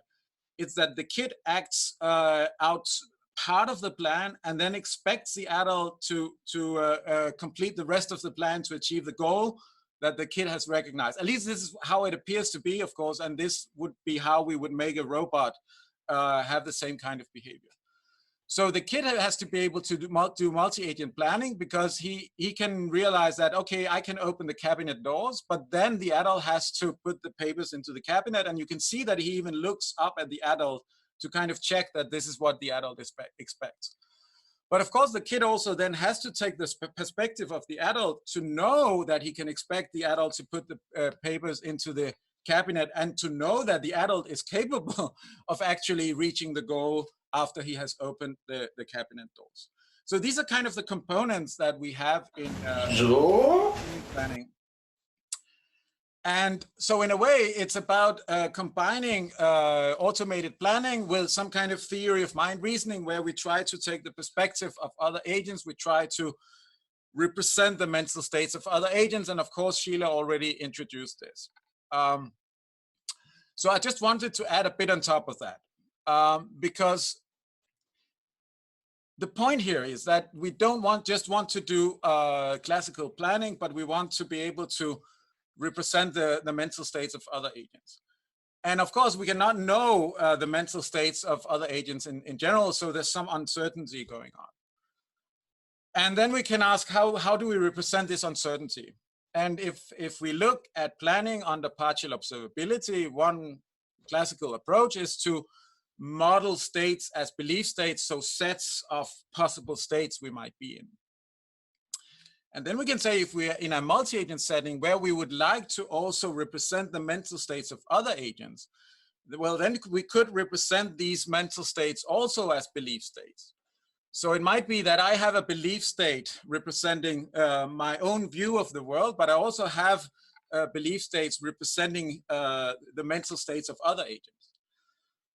But of course, if my mental states doesn't only consist of what I believe about the world, but also representations of mental states of other agents, well, then these other agents also have mental states of me. So what we naturally get into is this like unbounded nesting of mental states. And then Sheila talked about this approach where you kind of cap off this nesting. You have a formula-based approach where you nest formulas to a certain depth. So it means that the higher order theory of mind, or the higher order reasoning about mental states is capped off at some level. In the semantic approach, or the model-based approach, we don't necessarily have to do this, because we are using another structure to represent the beliefs. And we are using semantic models, so Kripke models, as Sheila talked about, or epistemic models. And one of the really nice things about these epistemic models is that they provide an elegant solution to this problem of potentially unbounded nestings of beliefs about beliefs, because in most cases you will actually be able to represent this infinite nesting by a single finite model. Of course, that comes with other cons, so it's not all good. I mean, it comes with the problem that these models can then grow very large, as we will see in a moment. And then one also way to talk about this is that it's about multi-agent planning where we have some kind of information asymmetry. Because if we don't have information asymmetry, essentially it reduces to single-agent planning under partial observability. So information asymmetry is, for instance, the fact that that I know that my T-shirt is smelly, but you don't know that because you are not in the room here together with me to know that my T-shirt is smelly. So that's information asymmetry. Although now I told you that my T-shirt is smelly, so now you know, and that information asymmetry is gone. And that is also one of the points of epistemic planning, as also Sheila mentioned, that communicative actions play a very big role, because if the real problem in epistemic planning is information asymmetry and kind of navigating with information asymmetry, then of course communicative actions can be very important. Like I might have to tell something to some agent in order for that agent for it to be possible for that agent to carry out whatever it has to carry out to reach a certain goal. Okay, so I don't want to go too much into details with this slide. Here we have the, I'm just talking a bit more about this syntactic versus semantic approach, or the formula-based approach versus the model-based approach. But I just wanted to say one thing, which is that if you look at classical planning under full observability, like propositional planning, then of course, whether you take the syntactic or semantic approach doesn't really matter, because either you consider states to be conjunctions of literals, or you consider states to be propositional valuations. But of course, there's a canonical isomorphism between the two. So it doesn't really matter if we think of it as a conjunction of literals, or we think of it as a propositional valuation. But then when we want to generalize to the epistemic setting, well, then we have these two different paths, because now having a set of formulas and having a semantic model is no longer the same, because if we model things with formulas, we are modeling what we believe. If we model things with epistemic models, we model our uncertainty. So, and again, there are pros and cons with either approach.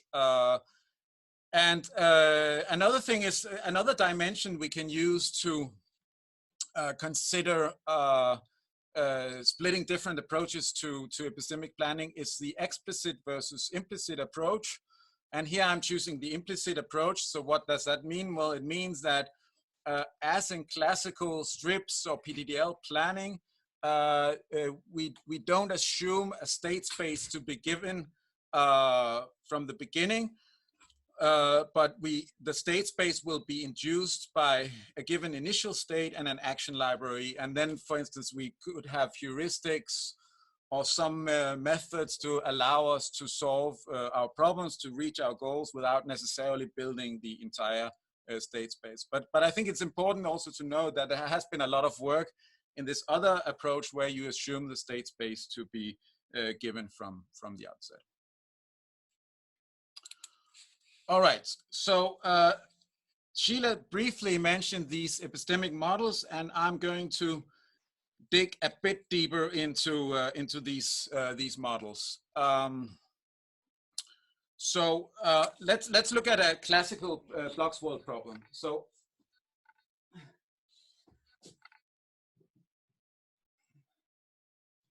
I actually brought some blocks. So if you look at the video cast, so my webcam now, you can see my blocks here. And of course, I could have a planning problem where I'm being asked to stack the blocks in opposite order, for instance. Okay, so if I'm looking at the blocks, of course, I'm planning under full observability, and the first step towards epistemic planning would be to say that I have a situation where I have partial observability. And now assume we have something like what you see now in the webcam. So you can only see the letter on the top block, but you don't know the stacking order below. Well, maybe you do, but well, now at least you don't.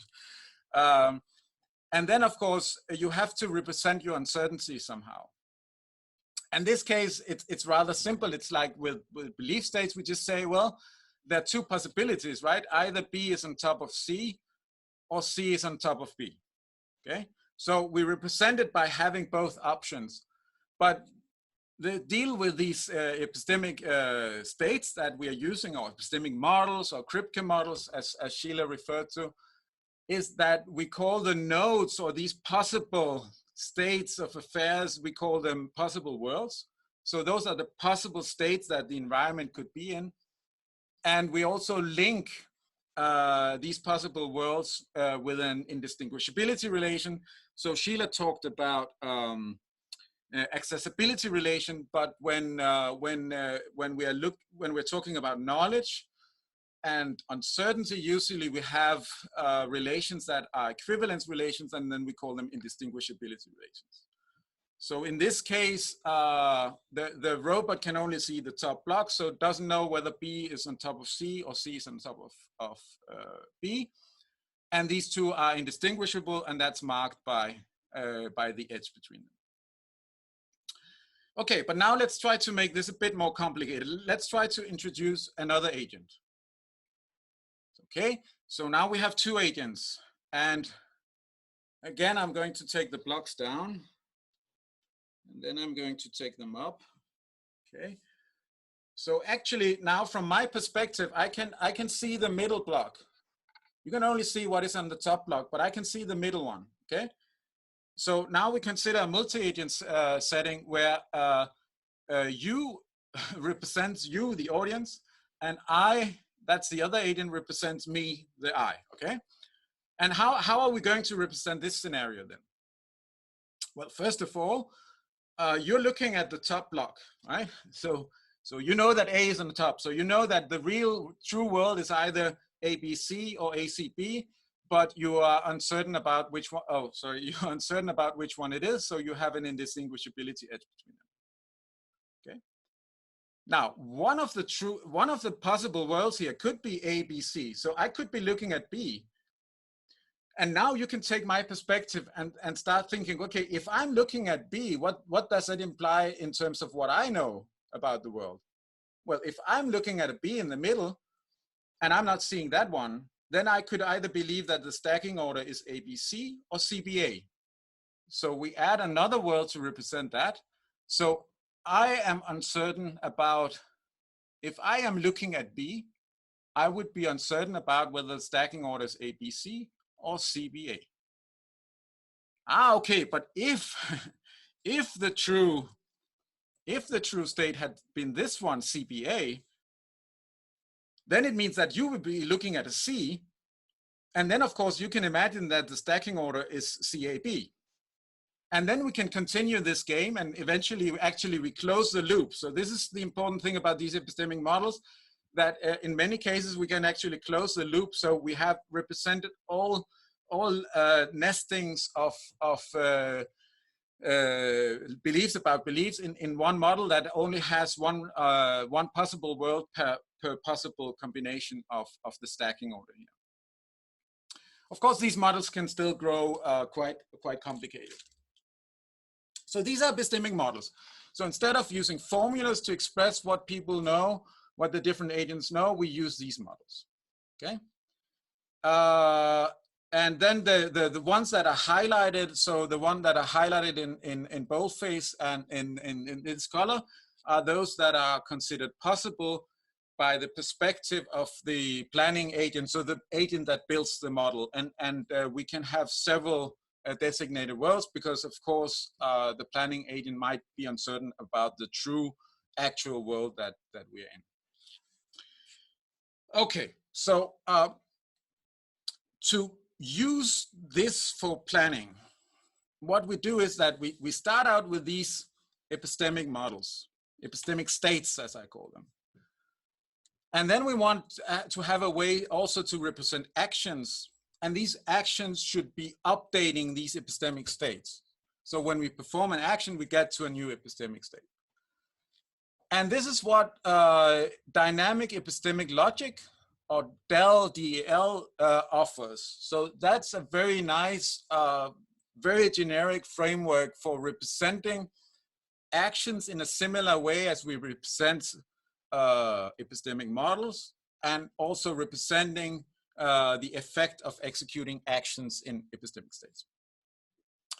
So to illustrate the formalism and how it works, I'm going to give you an example. So it's the infamous coordinated attack problem that has been discussed a lot in distributed systems.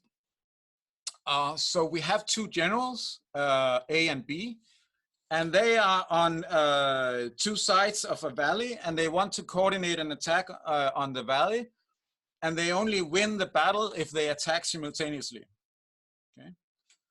And now assume that General A has decided to attack at dawn, and we represent this by a propositional symbol D. The way they want to coordinate is that there's a messenger, and the generals can send the messenger across the valley to the other side and give a message. So in this case, we will want, or General A will want to send a message to General B that they should attack at dawn. In this case, the initial epistemic state, so the description of the initial situation looks like this. So we have an actual world, the designated world, in which General A has decided to attack at dawn. The messenger is at General A. But here we have an indistinguishability relation for agent B to another world where D doesn't hold. So this simply represents the fact that agent B knows that the messenger is at agent A or General A, but General B is uncertain about whether General A has decided to attack at dawn. All right, so far so good. Then I want to represent the action of sending a message, okay? So now in dynamic epistemic logic in DEL, we have so-called action models or so-called event models. I'm going to call them epistemic actions. So we have several names for this, but this is how we represent actions. And these actions are represented in a way that is similar to the epistemic models. So we have nodes and indistinguishability edges between nodes. The difference is just that in an epistemic model, the nodes represent possible worlds, and here the nodes represent possible events. And indistinguishability is then indistinguishability between possible events. Because it might be that when a certain action is executed, not all agents necessarily observe the action or only observes part of the action. So they might be uncertain about what actually happened. So they might consider several events possible in the same way as in a static state, you might consider several worlds possible. But the events themselves, at least in this case, looks very much like standard strips actions. So on the left, we have the actual event, so what actually happens, and it has a precondition and it has a postcondition. So the postcondition is, of course, the same as an effect. So this one says that, well, if it's satisfied that General A has decided to attack at dawn and the messenger is at A, well, the effect will be that the messenger ends up at B. So this is a successful delivery of the message. And note that the delivery of the message is actually in the precondition here. So the fact that General B gets to know that General A has decided to attack at dawn is actually encoded in the precondition. Okay, and then there's another event. And what does that represent? Well, it has an empty or trivial precondition.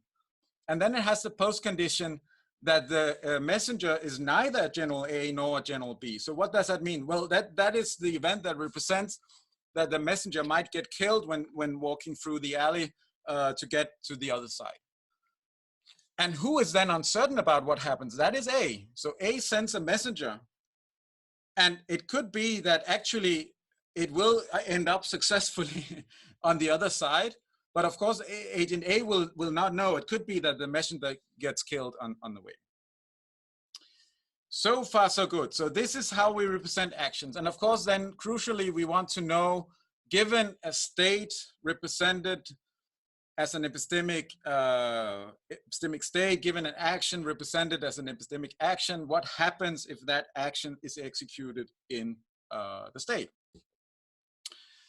And this is where we have the so-called product update, and the symbol for the product update is this O times symbol. And the way it works is this. So we take one event at a time. Let's take the right one. then we find all the worlds that satisfy the precondition. So in a way, it's, I mean, it is like a strips update, but we just have multiple possible worlds, and we have multiple possible events to worry about. But now we take one event at a time. We check the worlds that satisfy the precondition. And for each matching pair of a world and an event, we create a new world in the resulting model. And what we then have to do in the resulting model is to make sure that the post condition of the event is enforced. So what happens with this write event is that we make a copy of these two worlds, and then we enforce the post condition. That is, we delete MA and in both worlds. And this we repeat for all the events. So now we look at the left event, and it has a precondition that D and MA should hold. So it only applies to this world. So we create one new pair out of this. We create one new world, and we enforce the post condition, and then we're done. So what is interesting now is, well, several things. So note that the resulting model is bigger than the model we started with. And this is crucial. But also note what happened. I mean, if we try to use the semantics that Sheila introduced in order to interpret what is true in these models, then we get that in the initial model as 0, agent A knows that D is true. Well, why is that? Well, D is true in the actual world, and agent A doesn't have any outgoing edges to anywhere. So agent A is not uncertain about the fact that this is the actual world. So agent A knows D. But agent B considers it possible that this is the actual world. So agent B doesn't know initially that D is true. But if you look at the result after having sent the message, then actually now, well, agent A again, of course, knows D, but now agent B also knows it, because we don't have an outgoing B edge to any other world from the actual world down here. But still, it's true that agent A doesn't know that agent B knows D. And why is that? Well, let's try to look at it. Well, that is the case because in the actual world, the left one, agent A still considers it possible that we are in this middle world, in which agent B considers it possible that we are in the rightmost world, in which D doesn't hold. So A considers it possible that B considers possible that D doesn't hold. In other words, agent A doesn't know that B knows D, okay? Right, a crucial thing is this about the growing size of the model, because actually we can show that if the two generals keep on sending messages back and forth between one another, the model will just grow and grow and grow. And this is then one of the complications that we face if we want to do epistemic planning with the semantic approach based on these epistemic models, that we cannot put a bound on the size of the model. And of course, this sounds as we might risk to lose decidability of the planning systems problem, and indeed we do, and I will explain that a bit later. But of course, I mean, if you don't put a restriction on the depth of reasoning or the depth of reasoning about mental states of others, then there's not really a way you can solve this problem, because in this particular case, what happens when messages get back and forth is that the depth of certainty of the fact that they should attack at dawn gets deeper and deeper, but there will still be at the bottom of this chain, there will still always be one world in which D is not true. So there will be higher and higher, well, there will be higher and higher levels of shared knowledge that they will attack at dawn, but there will always be a higher level where they're not, where they don't share this knowledge. So actually, I mean, to state this in other words, it's impossible to achieve common knowledge by just sending these messages back and forth, which is one of the points about this coordinated attack problem, that coordination can actually not be achieved in this case. So now we have all the components to define what an epistemic planning task is. So as usual, well, we have an initial state, we have a set of actions, we have a goal formula, and we now simply generalize from, well, propositional states and actions and formulas to epistemic ones. So the initial state is now an epistemic state on one of these epistemic Kripke models with possible worlds. The actions are these epistemic actions with many events and indistinguishability on events. And the goal formula is just a formula of the epistemic language. So someone knows that something, or someone, I know that you know something. And if we just look at sequential solutions to planning tasks, well, then it's just a sequence of actions from A, such that when these actions are executed in, when these actions are executed in sequence in the initial state, we reach a state that satisfies the goal formula, like in standard classical planning. So an example here could be, take the initial state of the coordinated attack problem, the one I presented before. Let's say we have two actions. A can send a message to B and B can send a message back to A. And they can only send the message that they want to attack a door. Then we can look at least these two possible planning tasks. One in which the goal is to achieve common knowledge that they attack at dawn. That doesn't have a solution. But we could also say that we want to make sure that the two generals have shared knowledge to degree n. And that actually has a solution then of length n. But okay, so but that is of course a slightly abstract example. So let's take something more down to earth. So this is an example directly from the video demo. So we have two boxes. We have a cube. So box 1, B1, box 2, B2, C is the cube. We have two agents, a human and a robot, and the robot is a planning agent. Then we have some atomic propositions. I can say in X, Y, meaning that X is in Y. For instance, the cube is in box 1. But I could also say the cube is in H, meaning that it's in the hand of the human. Okay, so let's try to look at some planning in this scenario or in this setting.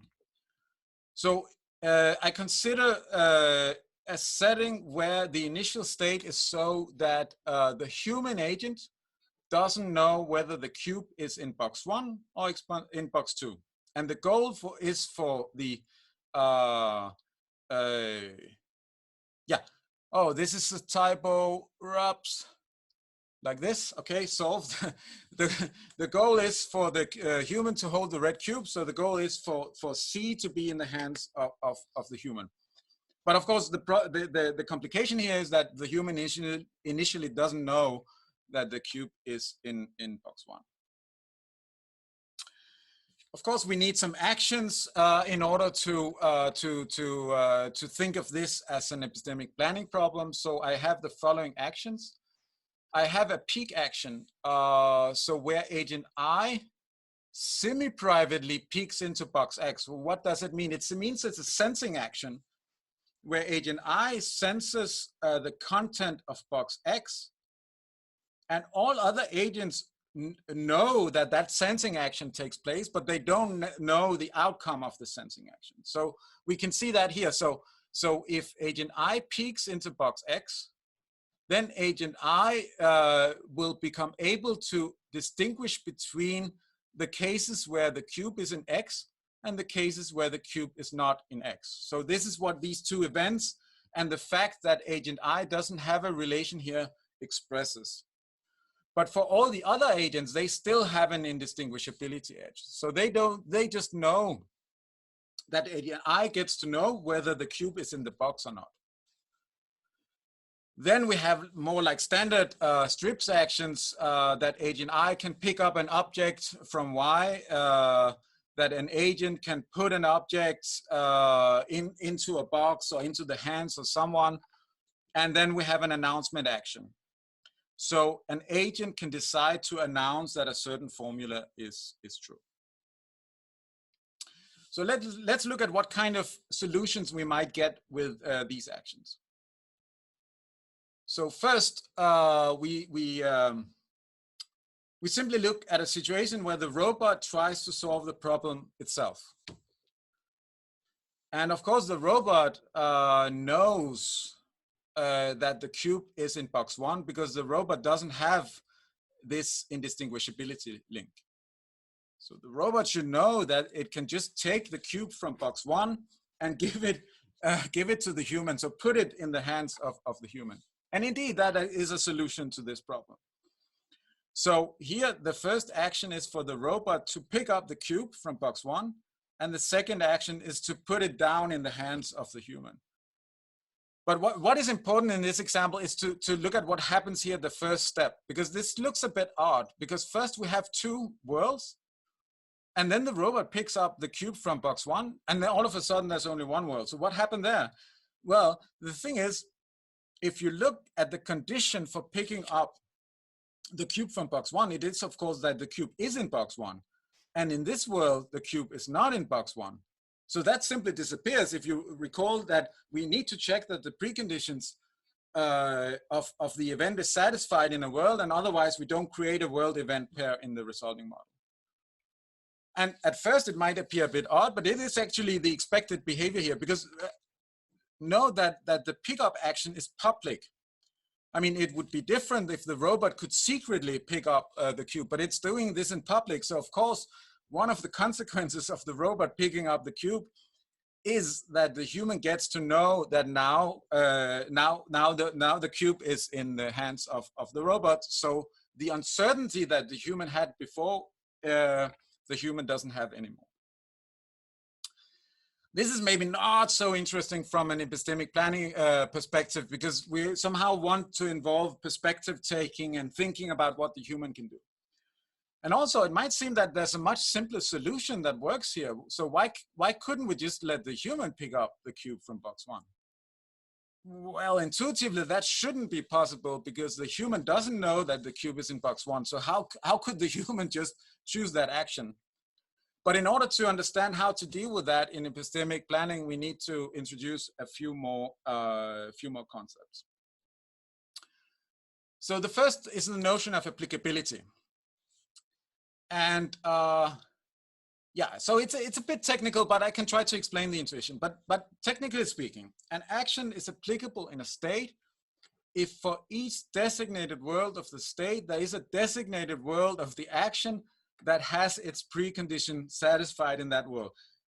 So like popularly speaking, what it means is that if an agent considers to execute an action, it should be that that action specifies an outcome or an effect for all the worlds that that agent considers possible.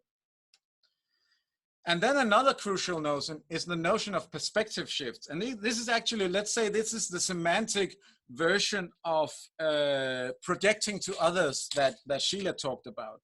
So our way of talking about as if we were another agent and projecting to others is these perspective shifts. And a perspective shift is essentially just by closing the set of designated worlds under the indistinguishability relation of a given agent. So if I'm given a state S and an agent I, then the perspective shift of S to agent I, which I denote by S lifted to I, is achieved by simply closing the state S under the indistinguishability relation of I. And we call this the perspective of agent I on that state. So here's an example. Left, we have the initial state from before. Right, we have the perspective shift to the human agent. So the point is that if the human agent cannot distinguish between these two possible worlds, well, then of course it should not be able to point them out. So we should close the set of designated worlds under this indistinguishability relation. And now an important fact is that if we again look at the human picking up the cube from box 1, then that action is not applicable in the initial state from the perspective of the human agent. Okay? And now the point is, if the robot has to come up with a plan that also involves the human, then whenever the human is expected to act, the robot should take the perspective of the human. And it does so by calculating this perspective shift. And if an agent comes up with a plan where it always takes the necessary perspective shifts, then we call it an implicitly coordinated plan or an implicitly coordinated solution. So in such a solution, each action has to be applicable from the perspective of the acting agent. And instead of looking at this product update, we first take the perspective shift. So if in a given plan, agent I is supposed to do alpha, then before we compute the effect of that, we take the perspective of agent I, the agent who is supposed to execute that action. And let's see how that works then, because now using implicit coordination, the robot can come up with a better solution to the problem. Well, at least in some ways better. Let's talk about that a bit later. So this is a joint solution where both agents end up acting, and it's implicitly coordinated. So here instead, in the initial state, the robot decides to announce that the cube is in box 1.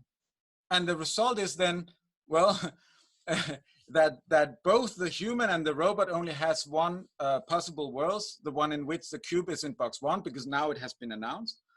And then of course the human can him or herself pick up the cube from box 1. And for instance, I mean, if we assume that epistemic actions are cheaper than ontic actions, so it's easier to announce a fact than it is to move things around, then this is a better and shorter plan than the one I showed before. And it's a collaborative plan. And we can show that under these assumptions is actually the only optimal plan. Of course, this is very closely related to what you saw in the videos, where you have these announcements in order to help others achieve the goal in an easier way. So I'm nearing the end here. So if you recall the coordinated attack problem that I presented in the beginning, then I said that these messages sent back and forth between the generals can make the model grow. Actually, we can also construct an action that can make the model shrink. So I can create this epistemic action that can take a chain model of this type, and then it can actually, what it will do, I will not go through the product update. You can have a look at it afterwards when we share the video and the slides. But actually what this action does, if applied to this chain model, is that it kills the end of the chain. It deletes the last world, and then it deletes the D inside the next to last world. So what we get is a chain again of the same structure, but it's one shorter. So what this means is that we have actions that can grow and shrink chains. So it means we can count, we can add numbers, we can subtract numbers, and with multiple chains, we can have multiple counters. And actually then from there, here it's only a short step to encode 2 counter machines. And the holding problem of 2 counter machines is undecidable. And with this trick, we can actually encode the holding problem of 2 counter machines as an epistemic planning problem. And then we have undecidability of epistemic planning using this semantic approach. And that undecidability is actually fairly robust. It holds even with preconditions of modal depth 1. This is actually exactly what we have up here. And it even holds for purely epistemic planning. So where we don't have post conditions, we cannot make ontic changes to the world, but then we need modal depth too. So the last thing I want to say is just mention some of the current challenges, because I mean, we got pretty far with this, but of course there's still a lot of super interesting challenges, challenging problems, and I would invite anyone participating in this tutorial, not already working on epistemic planning, to participate in this work. So concerning complexity on decidability, we still have some open problems that are interesting to attack. So where we don't know whether we have undecidability or not. Then as Sheila has talked a lot about the problem of big state spaces and big states in terms of lots of formulas, right? And of course we have the same problem on the semantic approach, but it just shows itself maybe in a slightly different way. But it can mean that these states can grow very large, and we need to find compact ways of representing them. And there's already work in this direction, but there's still, I mean, it's work in progress to come up with good ways to do that. And then Sheila also mentioned the problem with belief revision in general, and it also shows its face in the dynamic epistemic logic approach. In particular, if we in terms of if we don't want to have an underlying epistemic relation, so if we allow agents to have false beliefs and not know or not even consider the true world to be among the ones considered possible, we might have a problem when that agent wants to recover from false beliefs. It's a longer story that I don't have time to go into now, but there's also some issues here. And I think that's it to stay more or less close to the original schedule. So so I will myself declare another 10 minutes break. So I guess that should be until 18 past the hour.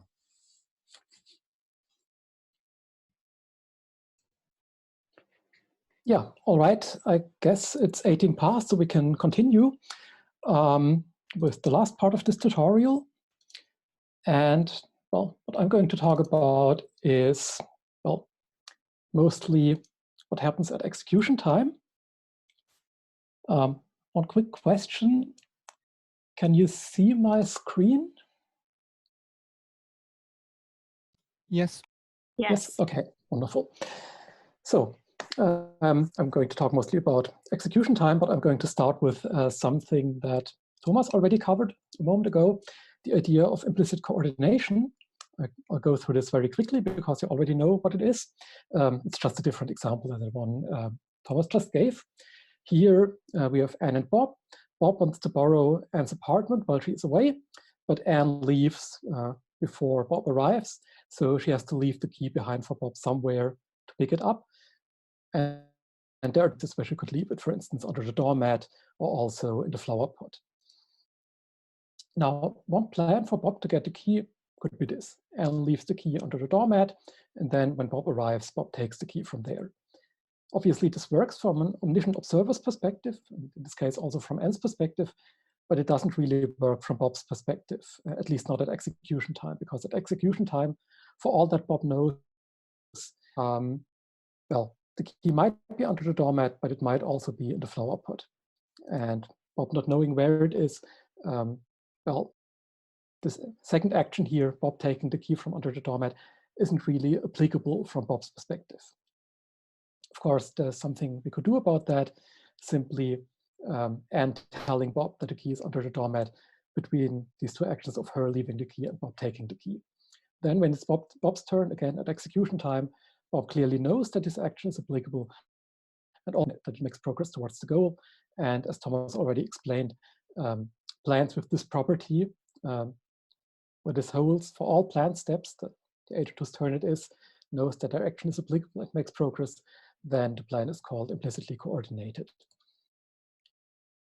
So the why behind implicit coordination is that we want to make sure at plan time that later on at execution time, when following the plan, everybody knows that their action is applicable and makes progress towards the goal. But what about the how, especially in Dell? So again, as Thomas already pointed out, the important concept here is perspective taking or perspective shifting. So when you plan for someone else to do the next step, you should take that other agent's perspective first before you continue planning from that agent's perspective.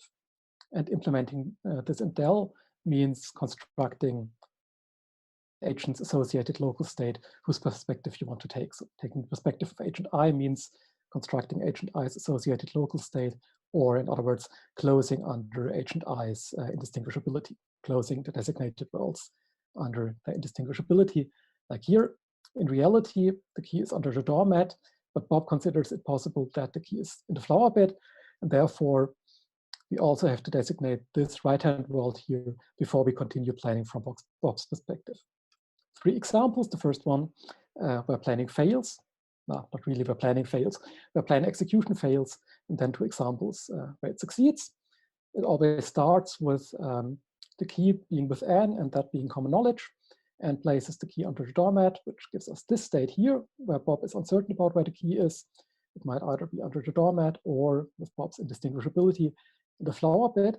And now Bob's next action, according to this plan or non-plan, would be to take the key from under the doormat. But this only succeeds in one of these two cases. In one of the cases, wonderful, Bob has the key and that's common knowledge. But here, if the key is in the flower bed, this take key from under the doormat action fails. So this isn't a valid plan.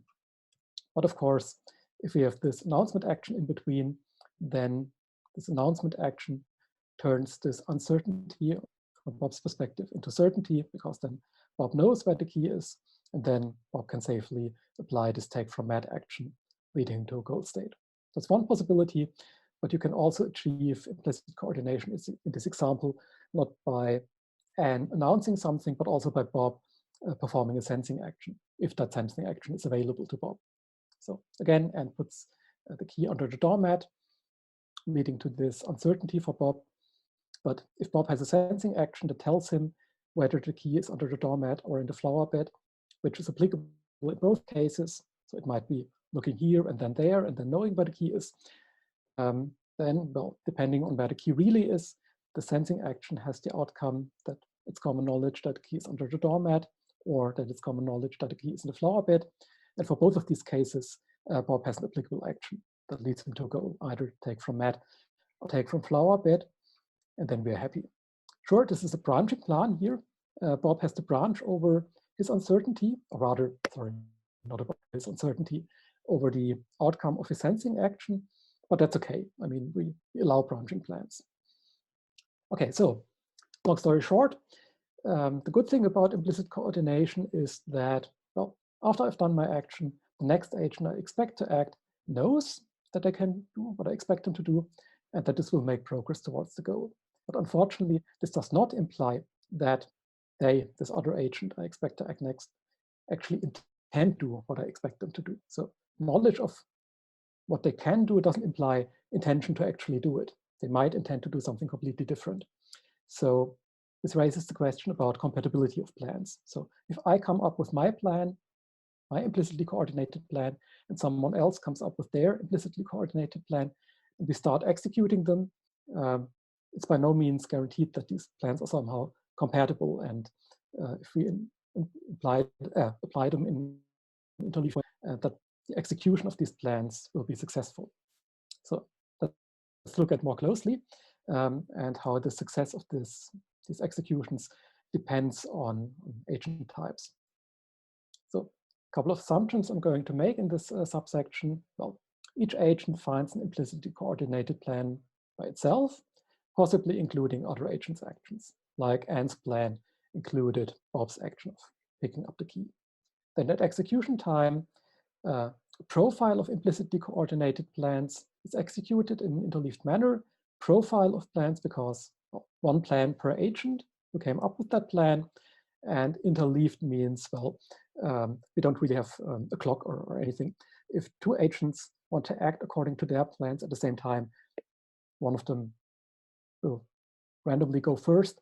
We have to take all of these possible interleavings into account when checking whether all executions will be successful. What does successful mean? Well, an execution is successful if it's finite and it ends in a stable goal state.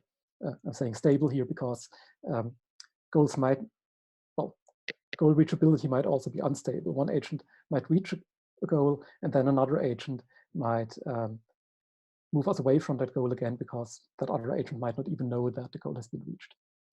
And in case of conflicting observations, so if an observation I've made at execution time of what another agent has done conflicts with what I have planned for, then I replan. Okay, lazy agents. Simplest agent type. An agent is called lazy if it always prefers other agents' actions if in doubt. Simple example, it knocks on the door. There are two people at home, Anne and Bob, and they want to let the visitor in. So they want to have the door open, and both agents are perfectly capable of getting to the door and open it. Now, what happens if both agents are lazy? Well, Anne's implicitly coordinated plan is, well, for Bob to get the door, Bob's implicitly coordinated plan is for N to get the door. These plans are perfectly fine. They're both implicitly coordinated. But of course, at execution time, if both agents try to execute them, nothing will happen. We have an unsuccessful execution that never gets us to the goal state. And obviously here the problem is the laziness. So what about making the agents eager instead? Okay, let's call an agent naively eager if, unlike before, it always prefers its own action over other agents' actions if in doubt. Then these deadlocks from the getting the door example go away, but new problems arise, like in this example with pulling the lever. Now we have Lisa and Ralph. Lisa because she can pull to the left, Ralph because he can pull to the right. And the goal is to pull this lever either fully to the left or fully to the right. These are the two possible positions, and reaching either of them is a goal state. Lisa can only pull to the left, and Ralph can only pull to the right. So there's the center position, which is the initial situation. And overall, there are 5 positions: center, center left, all the way to the left, which is one of the goals, center right, and all the way to the right, which is the other goal. Now, what happens if both agents are naively eager? Well, again, here's Lisa, here's Ralph.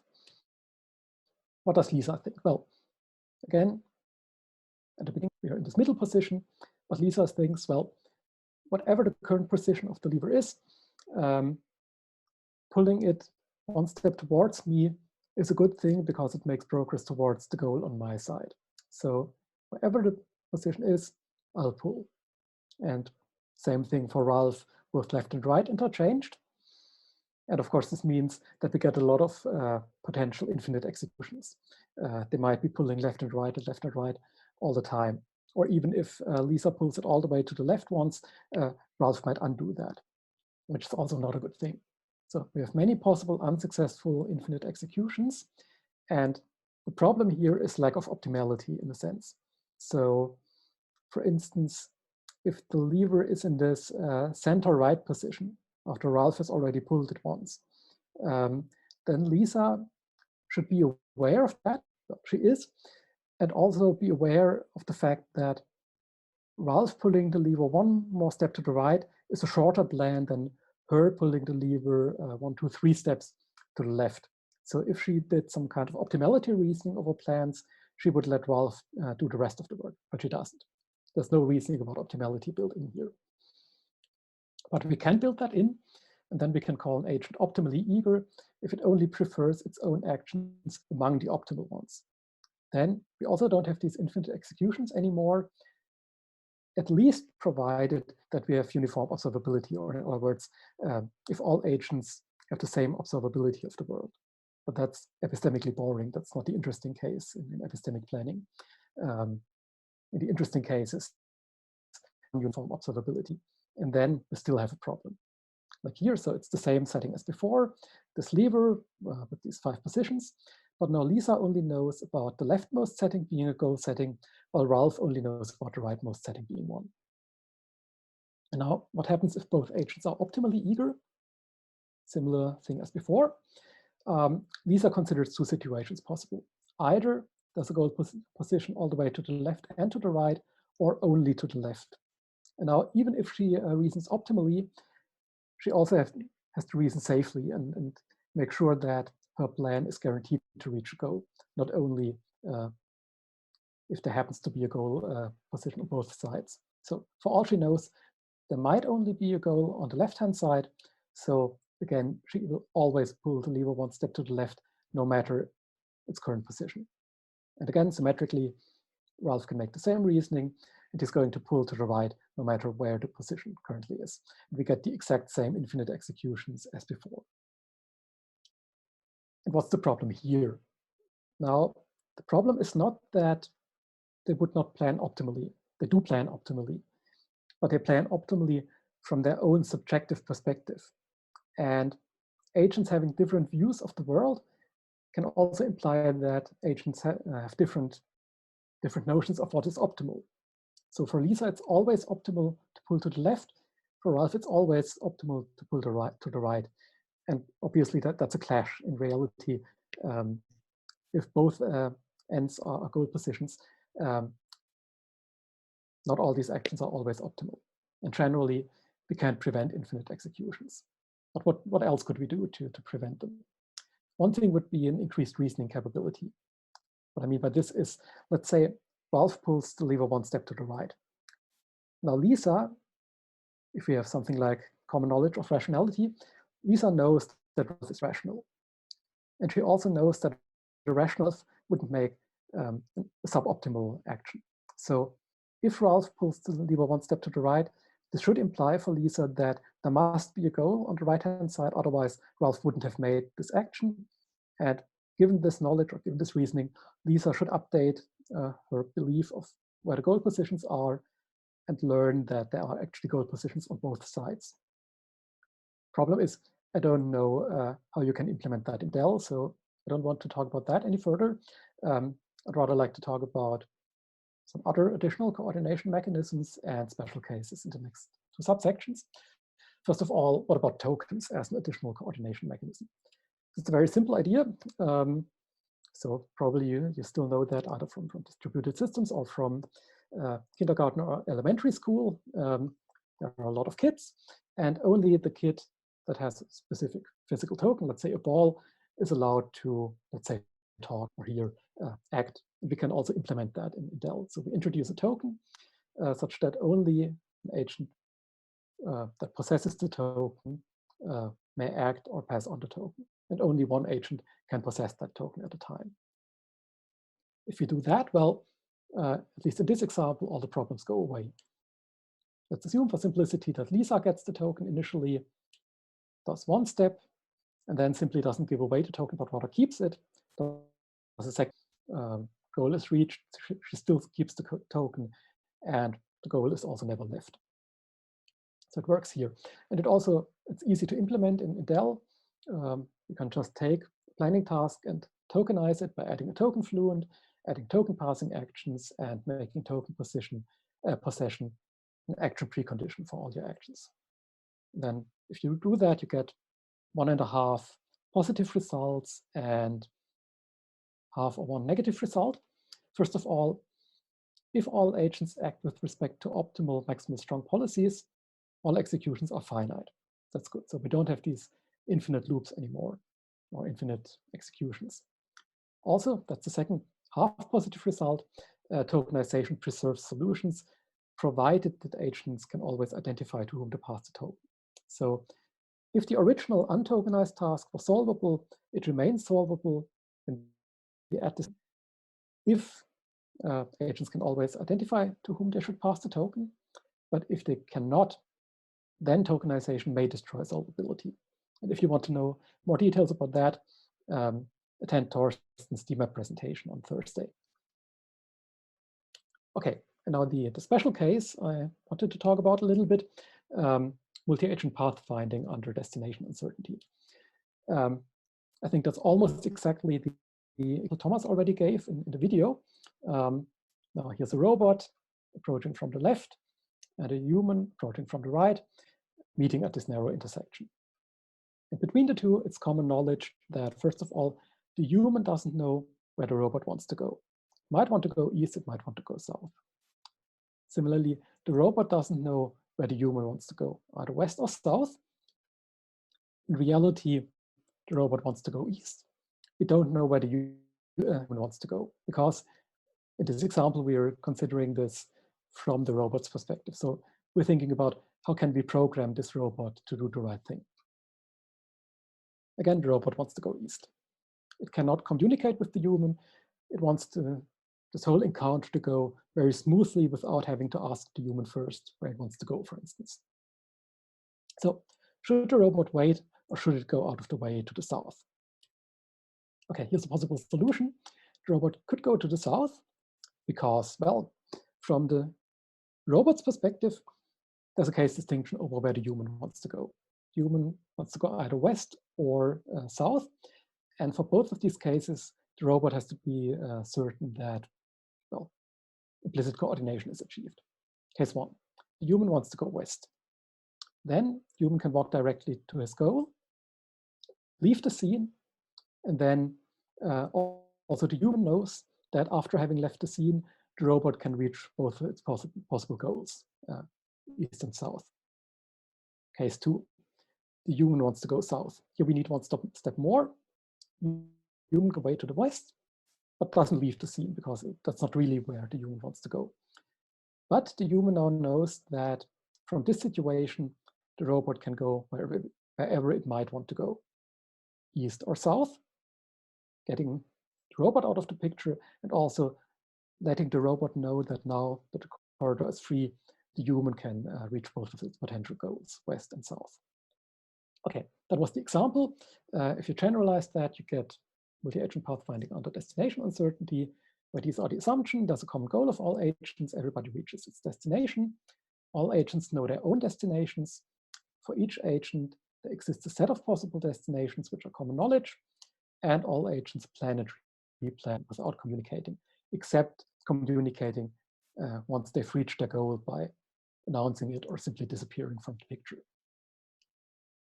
Okay, and these are the results. So there's guaranteed success with polynomial executions if all agents plan optimally, conservatively, and eagerly. Optimally meaning they generate worst case shortest plans, conservatively meaning that, well, they replan from the initial state using the executed actions as a prefix, and eagerly meaning, well, they always plan to act when they can act, respecting optimality and conservativity. The backbone of these plans are so-called stepping stones. If you want to know more about these, you can check it out later. And well, one complexity result, deciding bounded plan existence, deciding whether an implicitly coordinated plan with execution cost k or less exists is p-space complete. Okay. And now for the last 4 or 5 minutes, something a bit unrelated. I just wanted to mention it very quickly, epistemic game playing.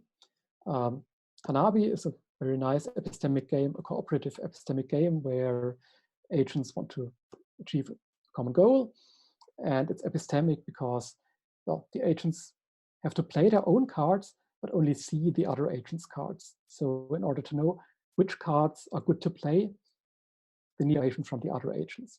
And to reason about which information to give or not to give, you have to reason about the other agent's mental states. That's what makes it epistemic. But that's just an example. Let's talk about 2 languages, DEL and GDL. So DEL is something you know. GDL you probably also know, the game description language, which is kind of the standard language for general game playing. Why do I mention all that? Well, for many games, not only for games, but for many games, there's a problem if you use, let's say, plain vanilla DEL to specify them. Because one thing that happens is you get an combinatorial explosion of action model sizes with the number of independent sensings that you do in one step. So if you want to sense n propositions at once, you need 2 to the n events for that. Like here, if you want to sense just the value of one proposition p, this already takes 2 events. One with precondition p, the other one with precondition not p. If you want to sense p and q at once, you already need 4 events, one for each propositional valuation of p and q, and it goes on like that. If you want to sense p, q, and r independently, it's 8 events and so on. This is something that's a flow that you don't get in GDL, in particular in GDL with imperfect and imperfect information introspection, GDL3. How does it work there? Well, there you can have multiple independent observations in just one GDL3 action with here or as many clauses. There are variables you want to sense. And it's written down like this. The agent AG sees the observation token P is true. By the way, that's just an unfortunate clash of names. This thing can be called observation token. It doesn't have anything to do with the tokens I mentioned 5 minutes ago. So AG sees the observation token that P is true if that agent does the sensing action called sense here, and P is actually true. And the same agent sees the observation token Q is true if it does the same sensing action, and Q is actually true, and that agent sees the R is true observation token if, again, it does the same sensing action, and R is true. Here the encoding just grows linearly with the number of things you want to sense. Now the question is, can we somehow also use these observation tokens in DEL? And the answer is yes, by more complicated edge conditions. So I don't want to go into too much detail, but let's say we have two events here, E and E prime. Then for a given agent, we have such a label here on the edge, phi I, psi I, for every observation token I.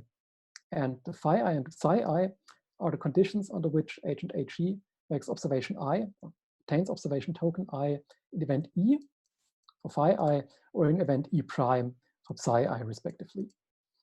And with this, you can easily adapt the product update to take these edge conditions into account and do the right thing. So you just have to make sure that, well, the successors WE and W prime E prime you get by applying E and E prime to predecessor worlds W and W prime are indistinguishable if and only if that agent AG